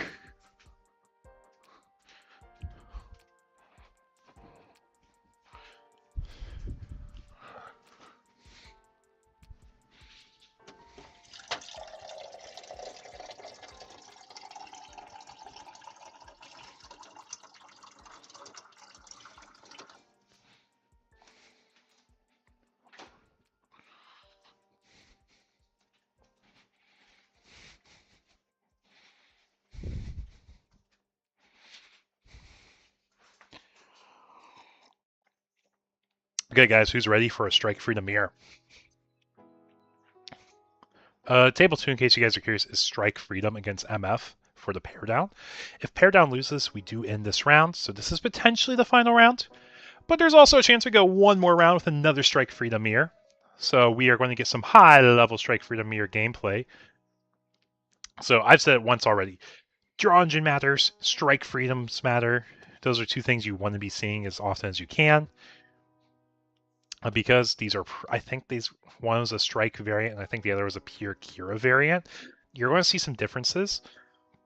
In the pure Kira variant, you're more likely to see perfect strike to bounce the tokens, but you're more likely to see tokens on the League Militaire side, which makes strike freedom effects weaker. So they both have merits and uses. Also, chat, if you guys see a cat like jump up on the table back here, let me know. I'll get him down. You know, my little cats are a little dumb sometimes, but they still have not learned why I do not like them jumping on my card table. I mean, okay, it's not that bad.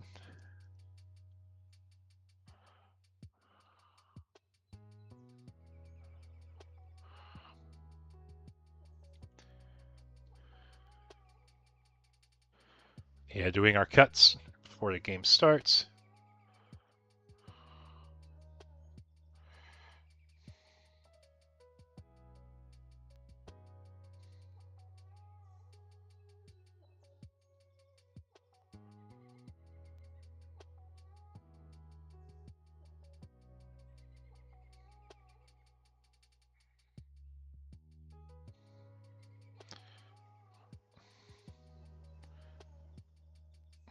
And cuts are done.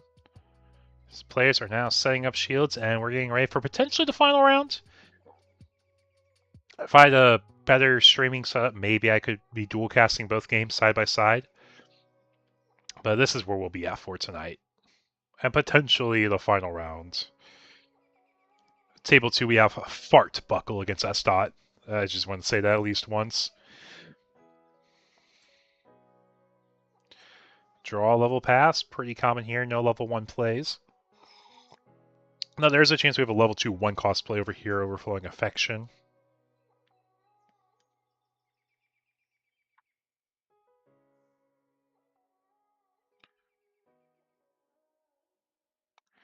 Two, this is probably a Zalo. Yep, Zalo, turn pass.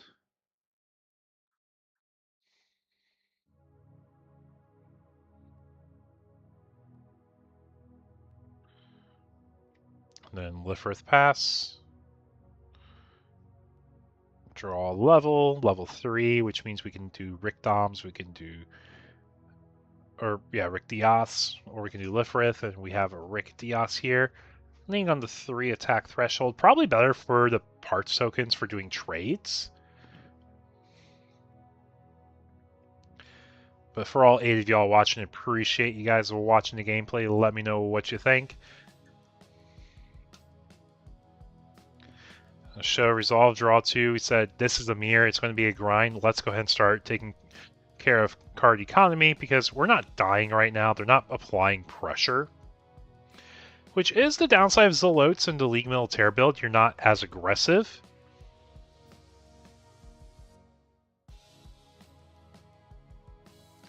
We do see Victory Gundam and pass.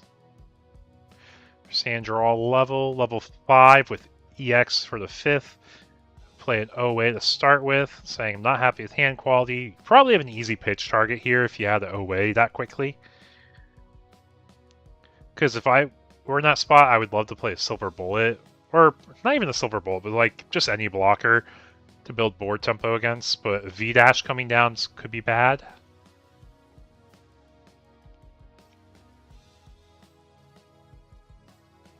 Argama, so we get rid of a base. Do we have enough bases in hand? Probably.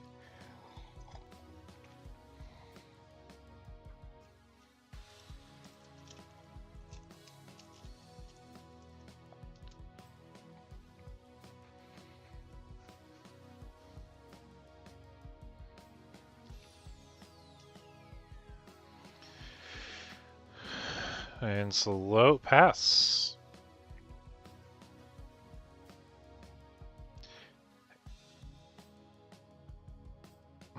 Getting rid of Akira, though, that That does not feel good, but you're probably pilot flooded if that's the case. So your first pitch was Argaba, your second pitch was Kira. What's in your hand then? Are you just trying to get to as many late game options as you can? Yeah, swing, break, base, draw makes sense.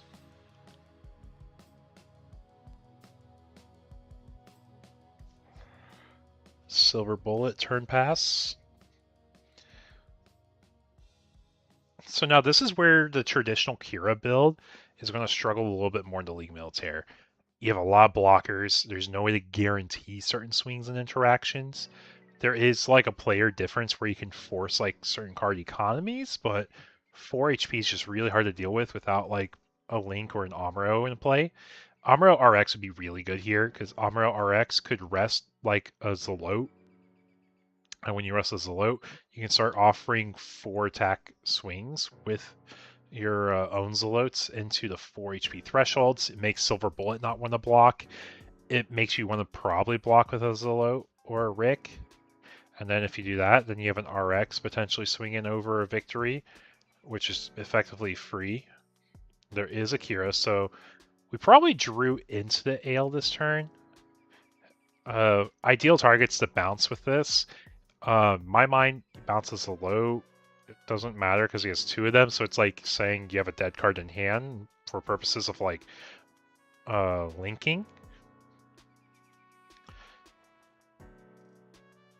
Same thing with Silver Bullet though. Getting rid of Silver Bullet would make sense to me because you guarantee a result.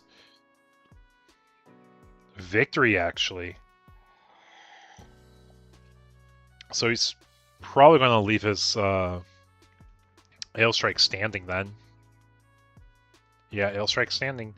Draw level pass. And it's just back to what we were saying, like, you're not really in a spot to be threatened. Because you only have 2 guys that can realistically swing face right now. And you don't have any easy way to do math and trades.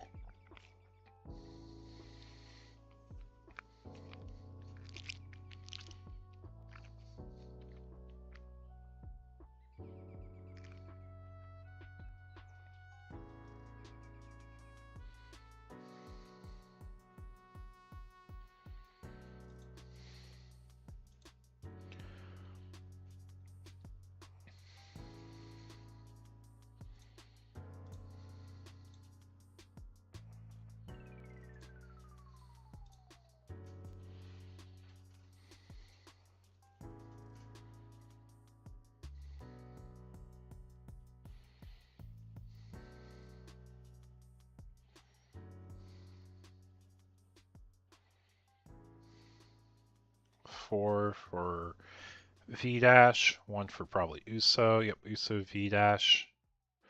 Uso effect, make a pants. V-Dash effect, probably rest a pants.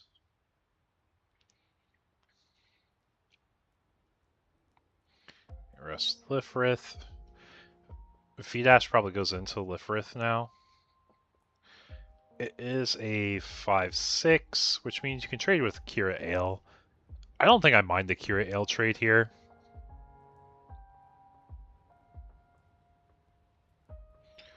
Okay. Yeah, so we are doing the trade. But we're also unforeseeing actually here, so we do live the swing. No breach happens.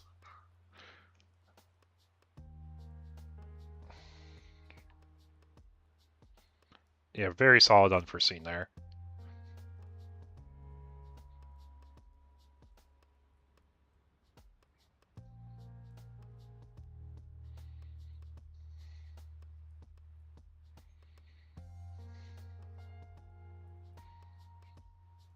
We are seeing Zalote. Probably going into the Ale. We see Zalote go for Zalote. Are you going to repeat it, get rid of the Ale?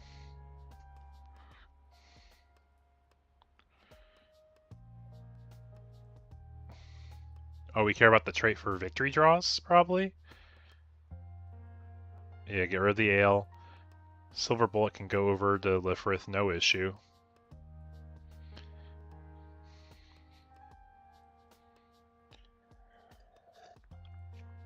So we actually got rid of Rick. It makes sense to me why you value the traits for League Militaire. But I also feel like you overvalue it a bit there, too.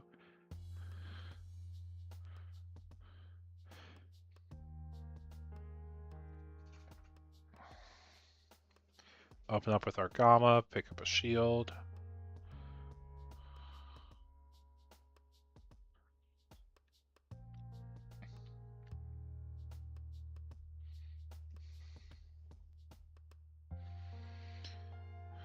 Big tap here. Silver Bullet, Lifrith pass.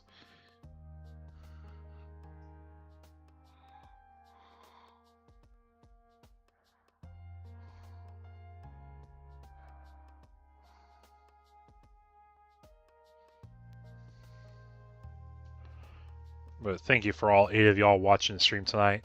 I know, great stream. Getting some fun gameplay and game action for tonight's tourney. Oh, hello, cat. Cat on the lap is fine. Cat on the table is not. So we have victory, Uso, make a parts token, swing at shield, swing draw. Yeah, we're fine losing our Gamma. We're not getting effect damage in this matchup.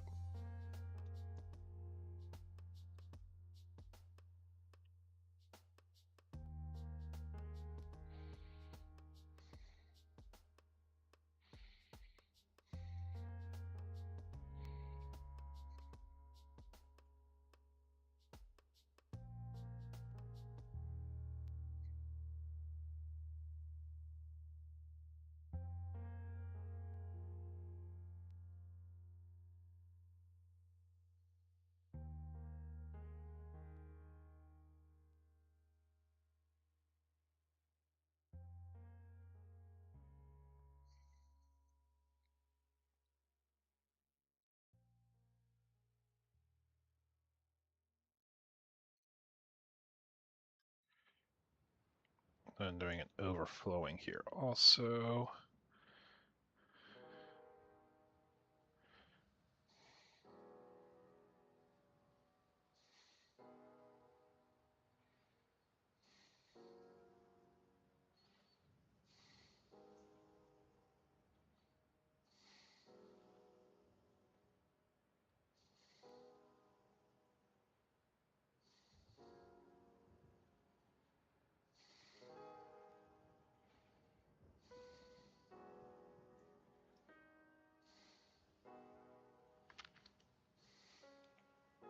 Okay, getting rid of reinforcing means we don't have a need for a base, or we don't have enough League Militaire cards in hand.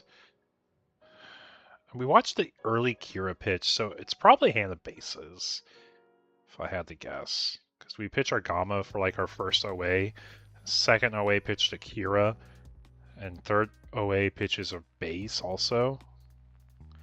So it's like pilot base flood in hand.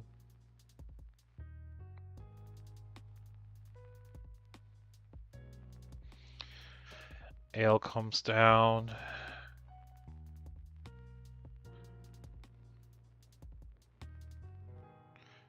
Kira with it.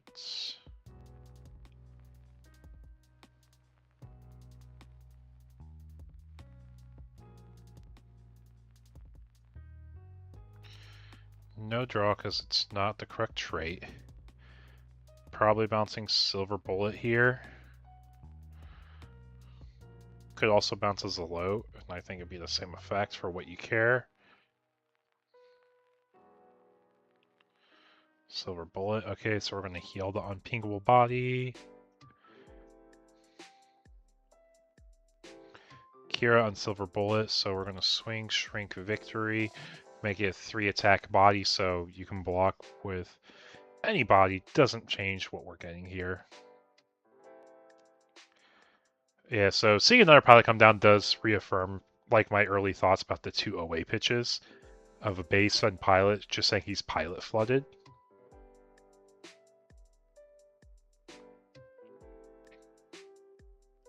Especially when the pilots give you at least good math for this turn, it makes sense.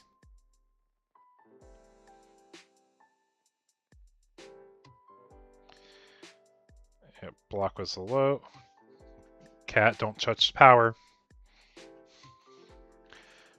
Another thing, chat, cats are very good at finding power buttons, whether they mean to or not.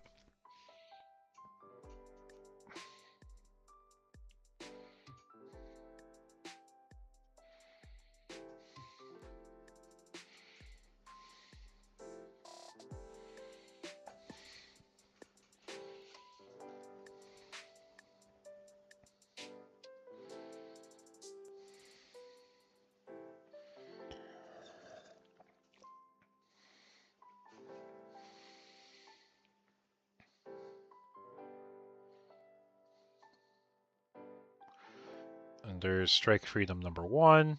Targeting the parts in itself, like, yeah, makes sense. I'm going to link it with Akira, draw a card. So you're probably going to swing, pitch 2, going into, like, Silver Bullet. Well, I guess it's indifferent what you go into here. You're going to be swinging over either one of them.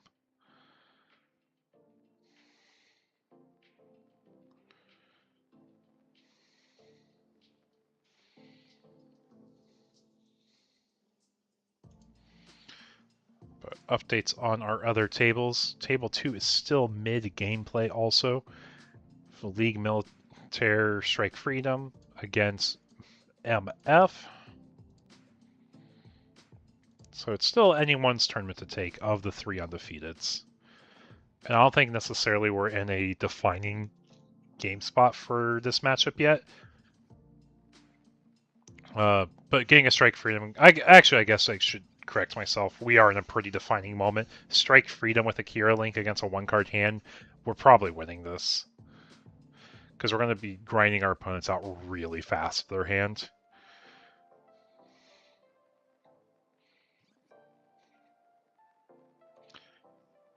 Pitch a Silver Bullet, pitching card number 2.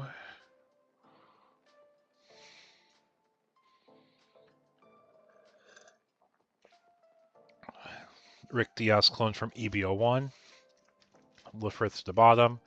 Swing is probably... Yep. Because I'm pretty sure it has 1 HP left from the other unit, so parts can get the draw.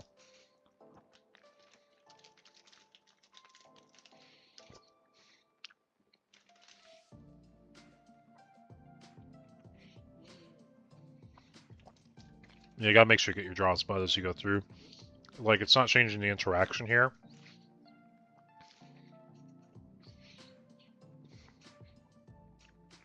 Where'd the third draw come from? Did you get a third draw?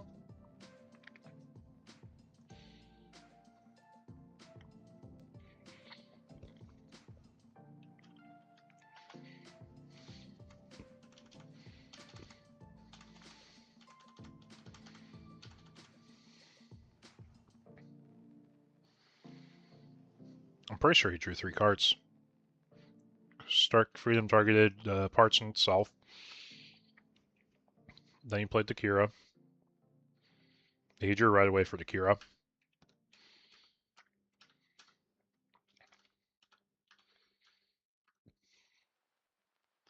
Pitch 2 for Strike Freedom effect.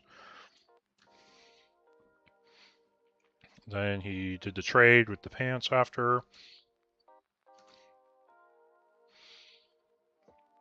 No, I don't think he forgot Kira draw. He did Kira draw. I'm looking at the footage right now.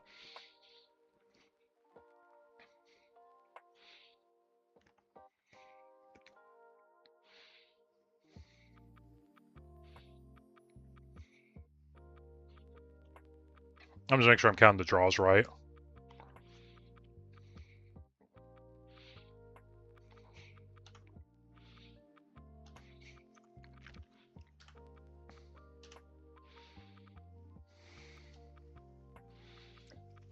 Yeah, I think I might have just saw a draw twice.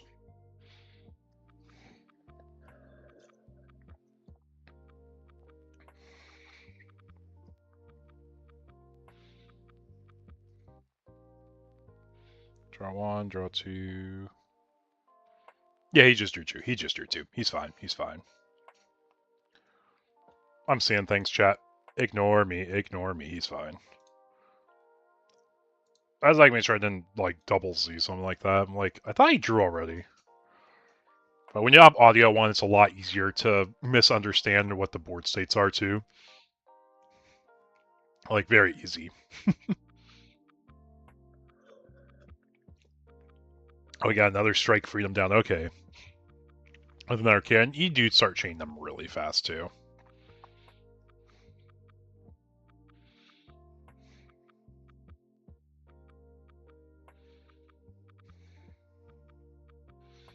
Yeah, GD01 Freedom. I really like GD01 Freedom. I think it's a really solid card right now. Because it makes your MF matchup feel better in late game. Because it requires a 2-card combo of Darkness Finger with that. Yeah. It's probably over now unless we start chaining another Strike Freedom and we're able to bot deck. But it just feels bad because you only get one draw from the Strike Freedom link. Like aside from the Kira neutral link draw. 6 strike. Nope, V-Uso. That has, what is it, 6 attack? So you can break base. So start pushing damage, but we're not getting the same card economy our opponent is. Drop 2 more blockers. Looks like 1 or 2 cards left in hand. I agree. It is basically over though. We're at least watching this out before we hop to table 2. See what that matchup looks like.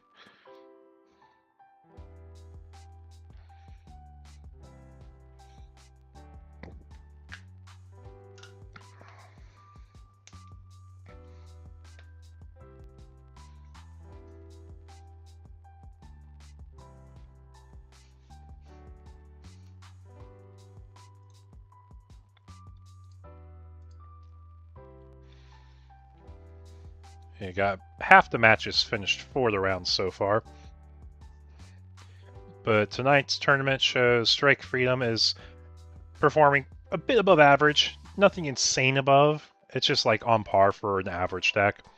Like, if you want to look at win rates, it has the same win rate as the one clan player, you know. 66% win rate. Let's see, Kira Ale. Kira Ale bounces pants. Now you can swing shrink into V-Dash and say block with the little guy. It's fine, I dare you.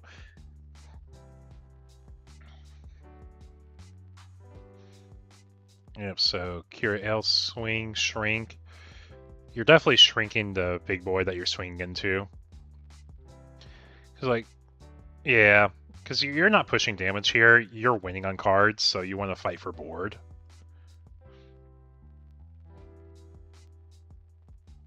I mean, you have no resources up, so it's like, do you value this card needing the Salute trait, I guess? But even if you do, it's going to get bomb decked, like the other card. It says, I'll give you Salute, take 3 damage.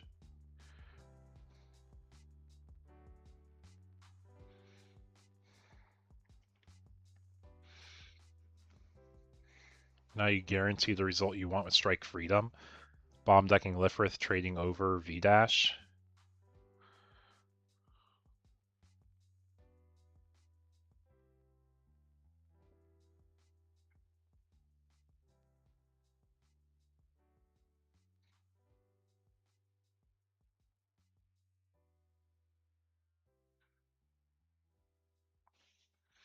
But yeah, I do agree, Shiro. It is probably over in terms of like this game.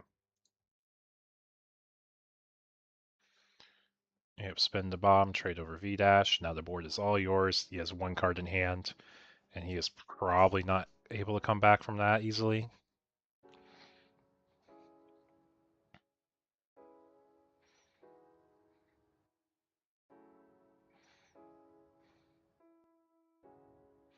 Yep, OA, draw 2, pitch 1.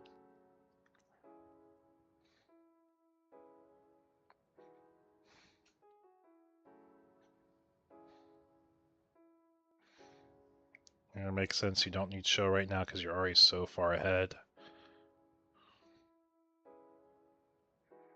And we play another V-dash.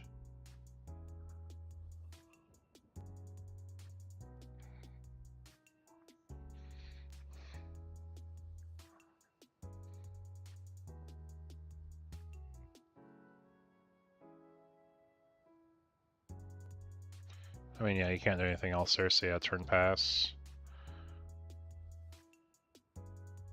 So it has to be what, like a show into strike Kira. Yeah, just turn pass here. Yeah, that's just a massive hand quality difference though for this match.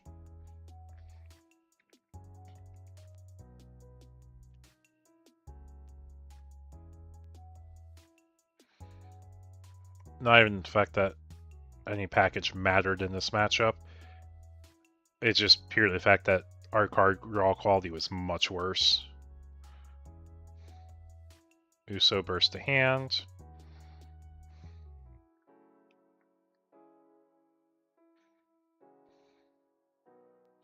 V-dash swings.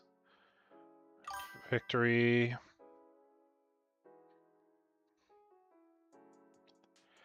Is this just BMing?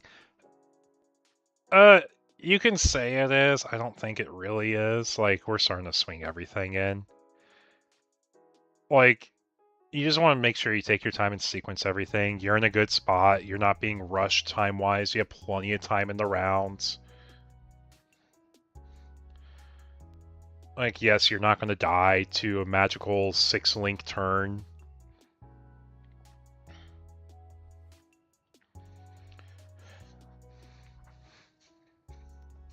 Yeah, I think we have a good enough idea how this matchup's going to go. I can validate in like 3 seconds, but I am interested in table 2 now.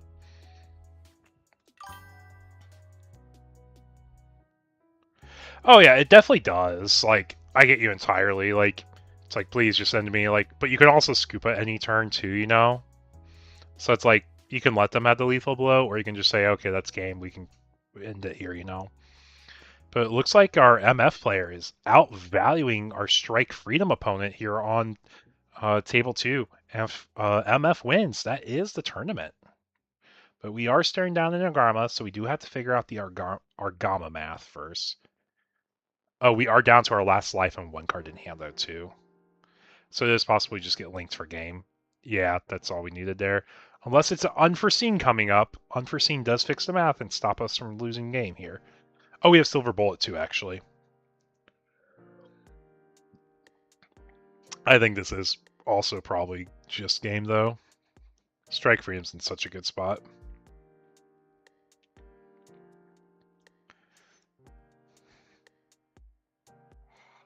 Yep, I'll give you Silver Bullet. Is there a line that MF has for lethal? It would have to be, what, like a Link with Domon or the Maxer to break base. Okay, now it has to basically be a Link with Domon and Shining to play Shining Finger. Yeah, that's just game, though. So we will have one more round of Blue-White Mirrors, chat.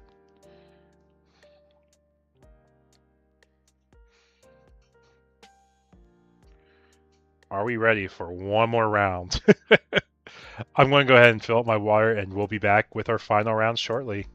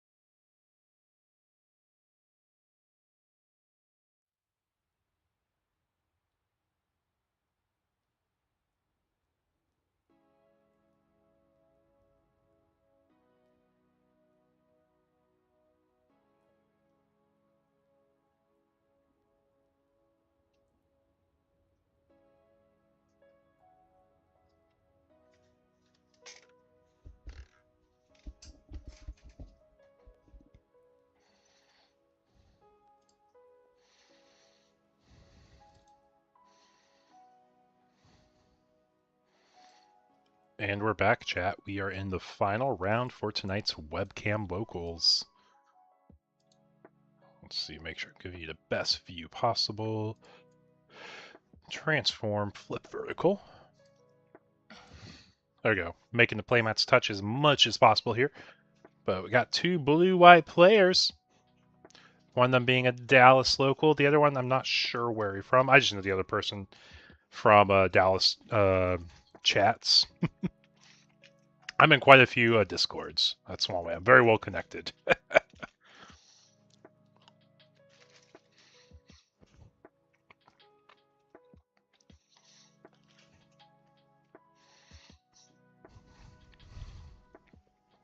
Yeah, we watched the last game where you got pilot flooded for a strike freedom mirror, which is pretty bad.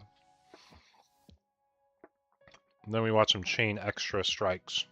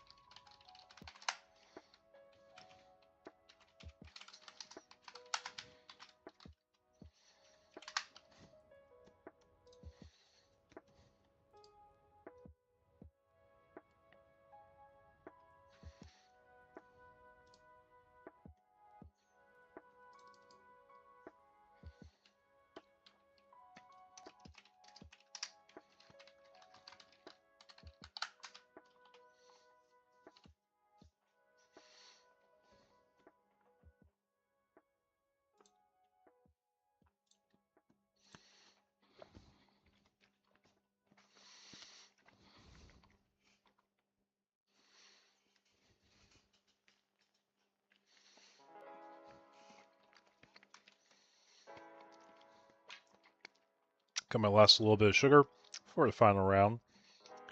It is about 10:36 here in Indianapolis.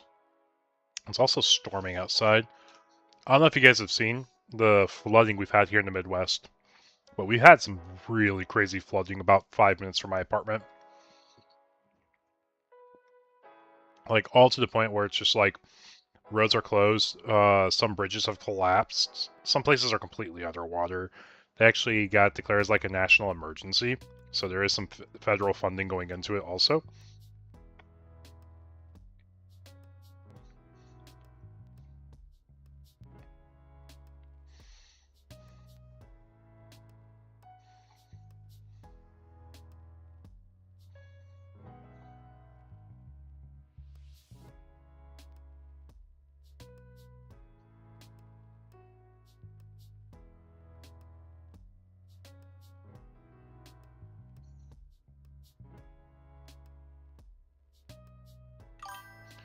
Yep, I am safe. I'm also on the 3rd floor, so flooding doesn't impact me that bad.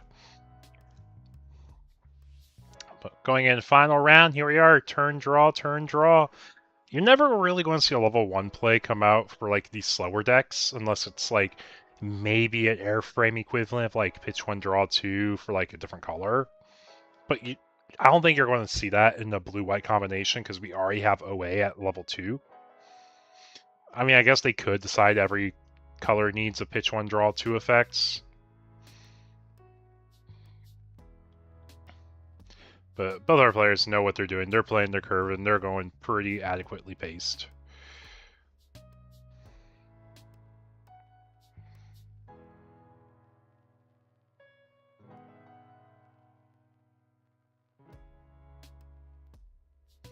Yeah. 2, Lifrith, pass. And attack of the cat. Attack of the cat. Don't worry, guys. The cat didn't have any additional stats. Provided no stats, no action timing on the board. It just tried board wiping its own board for him. 2, Lifrith, pass. And attack of the cat. Attack of the cat. Don't worry, guys. The cat didn't have any additional stats. Provided no stats, no action timing on the board. It just tried board wiping its own board for him. 2, Lifrith, pass. And attack of the cat. We got the link, we got the draw. You're probably going to give up the base here. You don't really have a reason to fight for it here.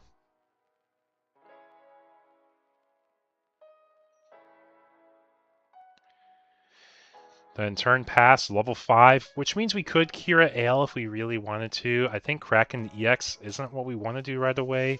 You're not going to be getting draw from any League Militaire stuff unless you also crack EX for the Reinforcing Hot Junior after you play a Victory Gundam with Uso Link. So if your goal is to address the board, Kira Ale bounces low, trades over Victory Gundam, but we're going to do Kira underneath Lifrith, which is fine in this format. Yeah, the cat block is crazy. That means we have 4-5, 4-5. It does get rid of Victory Gundam. It is a 5-4, right? Or is it? I think it is a 5-5 actually with Uso. Pretty sure it's a 3-4 naked. Yeah, it's 3-4 naked. 3-4 naked, Uso 2-1 makes a 5-5, so we're not trading over it. Are we trying to break base? Or do we have like a gun tank in hand? I'm just trying to think what math we care about the Kira with. We could naval bombardment also, I guess.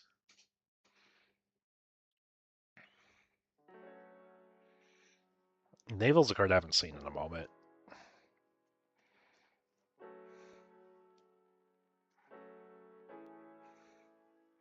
Oh, we just wanted to get to the action timing to bounce the 2 cards. That's all we want. We just wanted to get to action timing. Okay, so yeah, sure you take 3 on there. You can put your Rick into it now. Oh, and we unforeseen. So we take 0 damage back. That's funny, actually. But, like, you lost 2 cards in hand to put 1 card back in their hand and burn a token. I guess you really value this Lifrith getting this trade in. Maybe your hand's awkward, so you had to use them both. So I'm just trying to understand the reasoning for it. But yeah, now we're just going to see him do another setup here. And you don't care, you'll just trade into Lifrith. I guess Rick blocks. If you do that, then you have a Lifrith with Kira underneath still, which is a 4-5 blocker that shrinks. I guess the stat line's not bad for this matchup either, right? Is there anything else I'm missing, chat?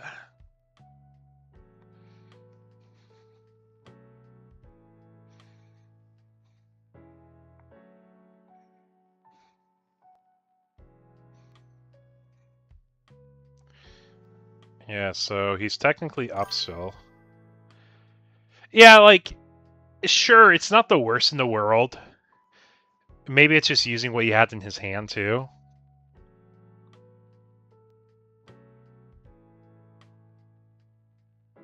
Our Gamma comes down, picks up a... So now we're level 6. I guess we also don't know if it's like, whatchamacallit, the Strike or League Militaire version yet. Seeing White Kira makes me think it's not the League Militaire build. It's like, yeah, I'll just give you EX. I don't care.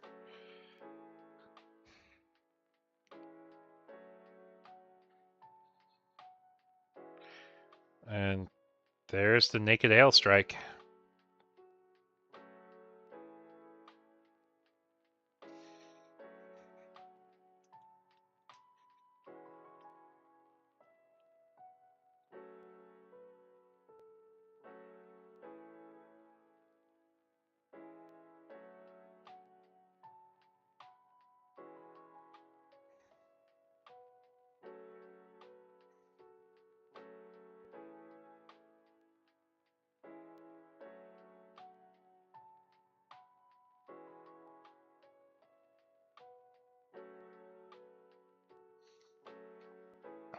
One, two, three, four at level 6. V dash. V dash effects. We can rest the low to rest Ale. If we have an Uso, we can trade over both. We spend 2 on a Rick and pass, though. So we don't have a pilot in hand now.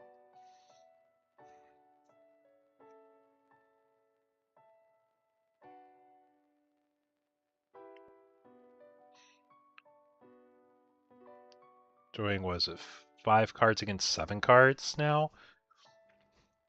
Away.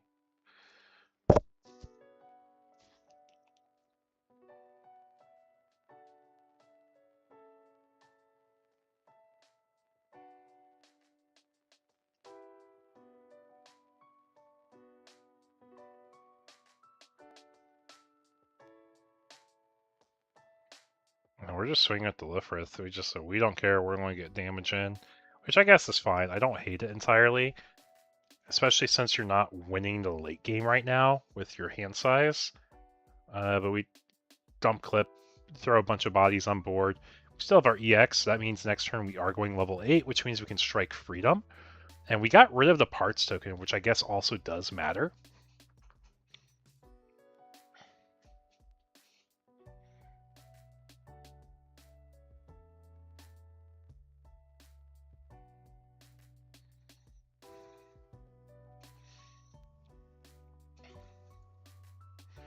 Yeah, pitch for the OA is...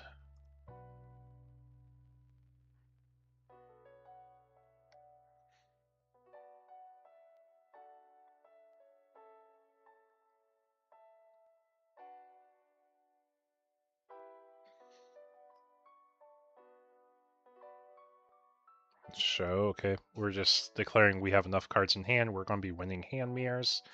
Which, like, I think you are correct to say it's fine to get rid of. I'm greedy. I like keeping my shows.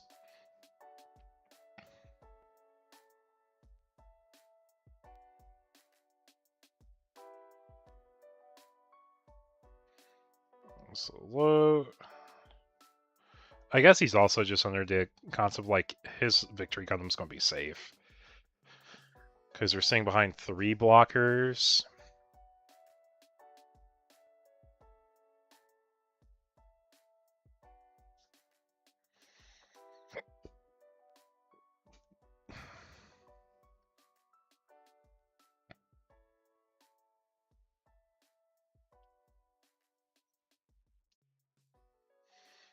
There's a V-dash coming down.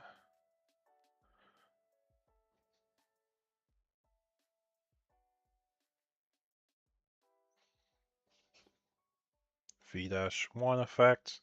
Taps the low. Probably tapping Ale. No, tapping a Tori. Second V-dash effect. We're debating second V-dash effect. Oh, he used that one to rest this low, and then that one to rest the V-dash that was just played.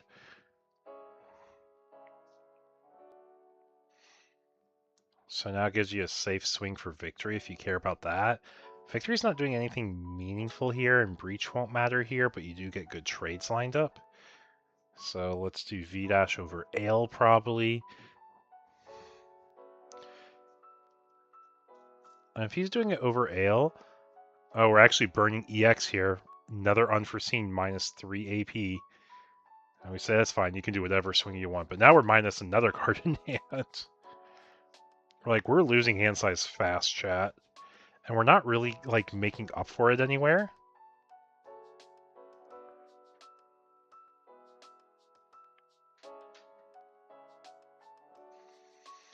Victory. Now we're going to be losing hand size because he gets to draw.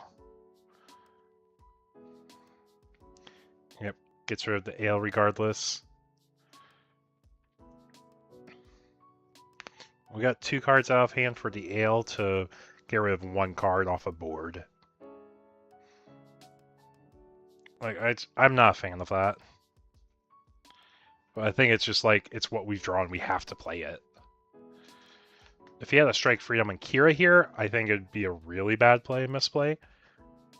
But if we don't have Strike and Kira, then sure, makes more sense. And this Lifrith Kira has been effective on the board, because it's swinging every turn. But it's just not getting rid of anything, it's just getting rid of shields, which I guess at this point the Zelotes don't matter for face damage, so really, yeah, I guess you're not in the worst spot to keep pushing face, if that's what you're doing. But I think he also might be swinging into that V-dash finally.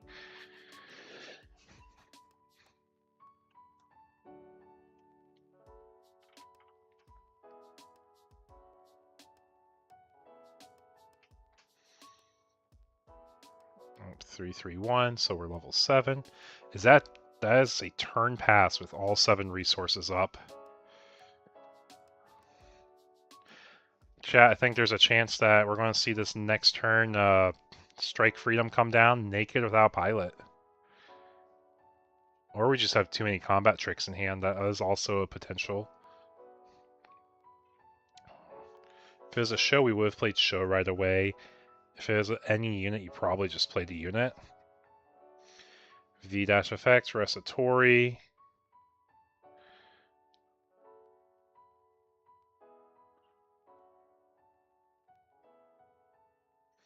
Tap 6. Strike. Strike effect. Target itself. And V-dash at the bottom. Rest 1. We're going to go ahead and get Kira Pilot underneath probably. Yep. Kira Pilot draw.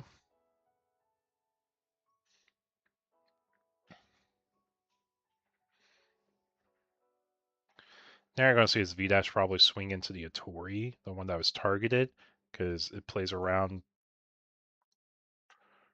both effects, or you could swing into Lifrith. Either way is fine. You just want to make sure you're getting a draw. You could also have Strike go into base to break base, so Breach pushes damage more.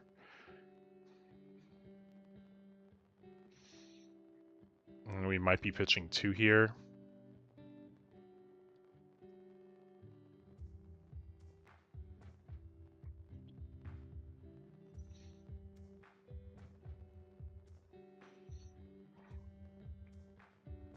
Yeah, pitching 2, spin 1 to the bottom, spin the Rick to guarantee the result we want. Base is gone, draw a card.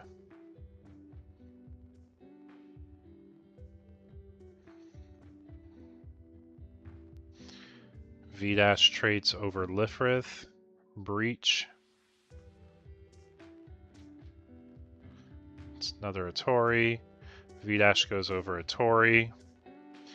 Breach, draw a card. Amuro gets bursted to hand though.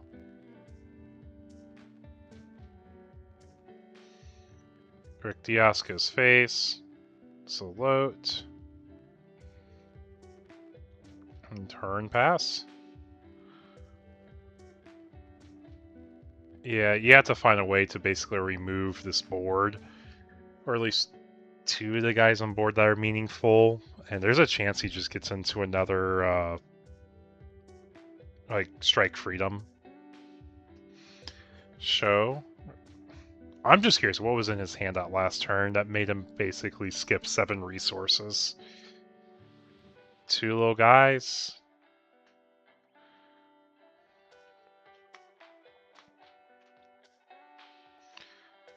Turn pass, so V-dash taps 1 of them. Strike Freedom swing, pitch 2, bomb deck the other, that's game.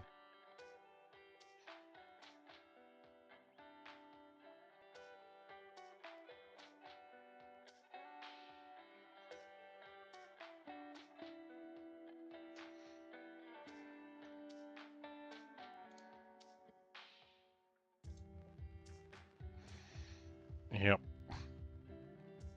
That's pretty much all she wrote, I think.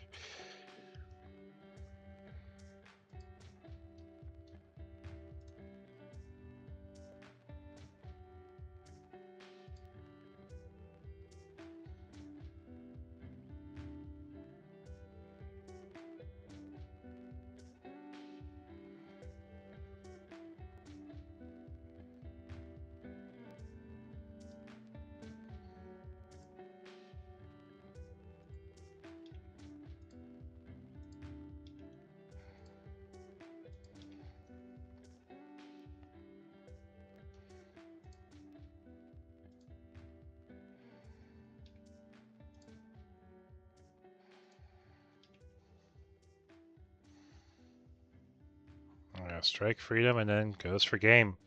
Well, chat, that is our finals tonight. Oh yeah, we had 2 Strike Freedoms, Amuro, perfect strikes. Yeah, not much we could do there. But that is game. It is good. It is very good. I'm not going to say it's not good. It is very good. But that is the end of tonight's streams. Thank you so much for watching. Take care. Have a nice one. We'll have a stream again on Sunday, actually. Let me talk about this real quick, because I talked about it briefly today. But on Sunday, I am working with Eggers. Actually, I can just show you on Discord. I have it all linked here. Gundam announcements.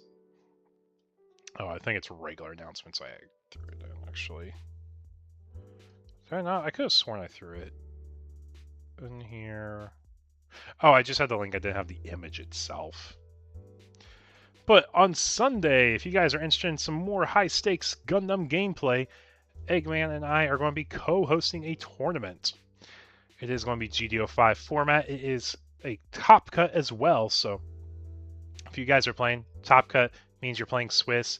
Best players will qualify for the next round, and then it is a best of 3 in the top cut. There's a lot of boxes and prizing on stakes, but the regional championship Gundam playmat is the one right here. This is the one that we're giving out for first place in prizing.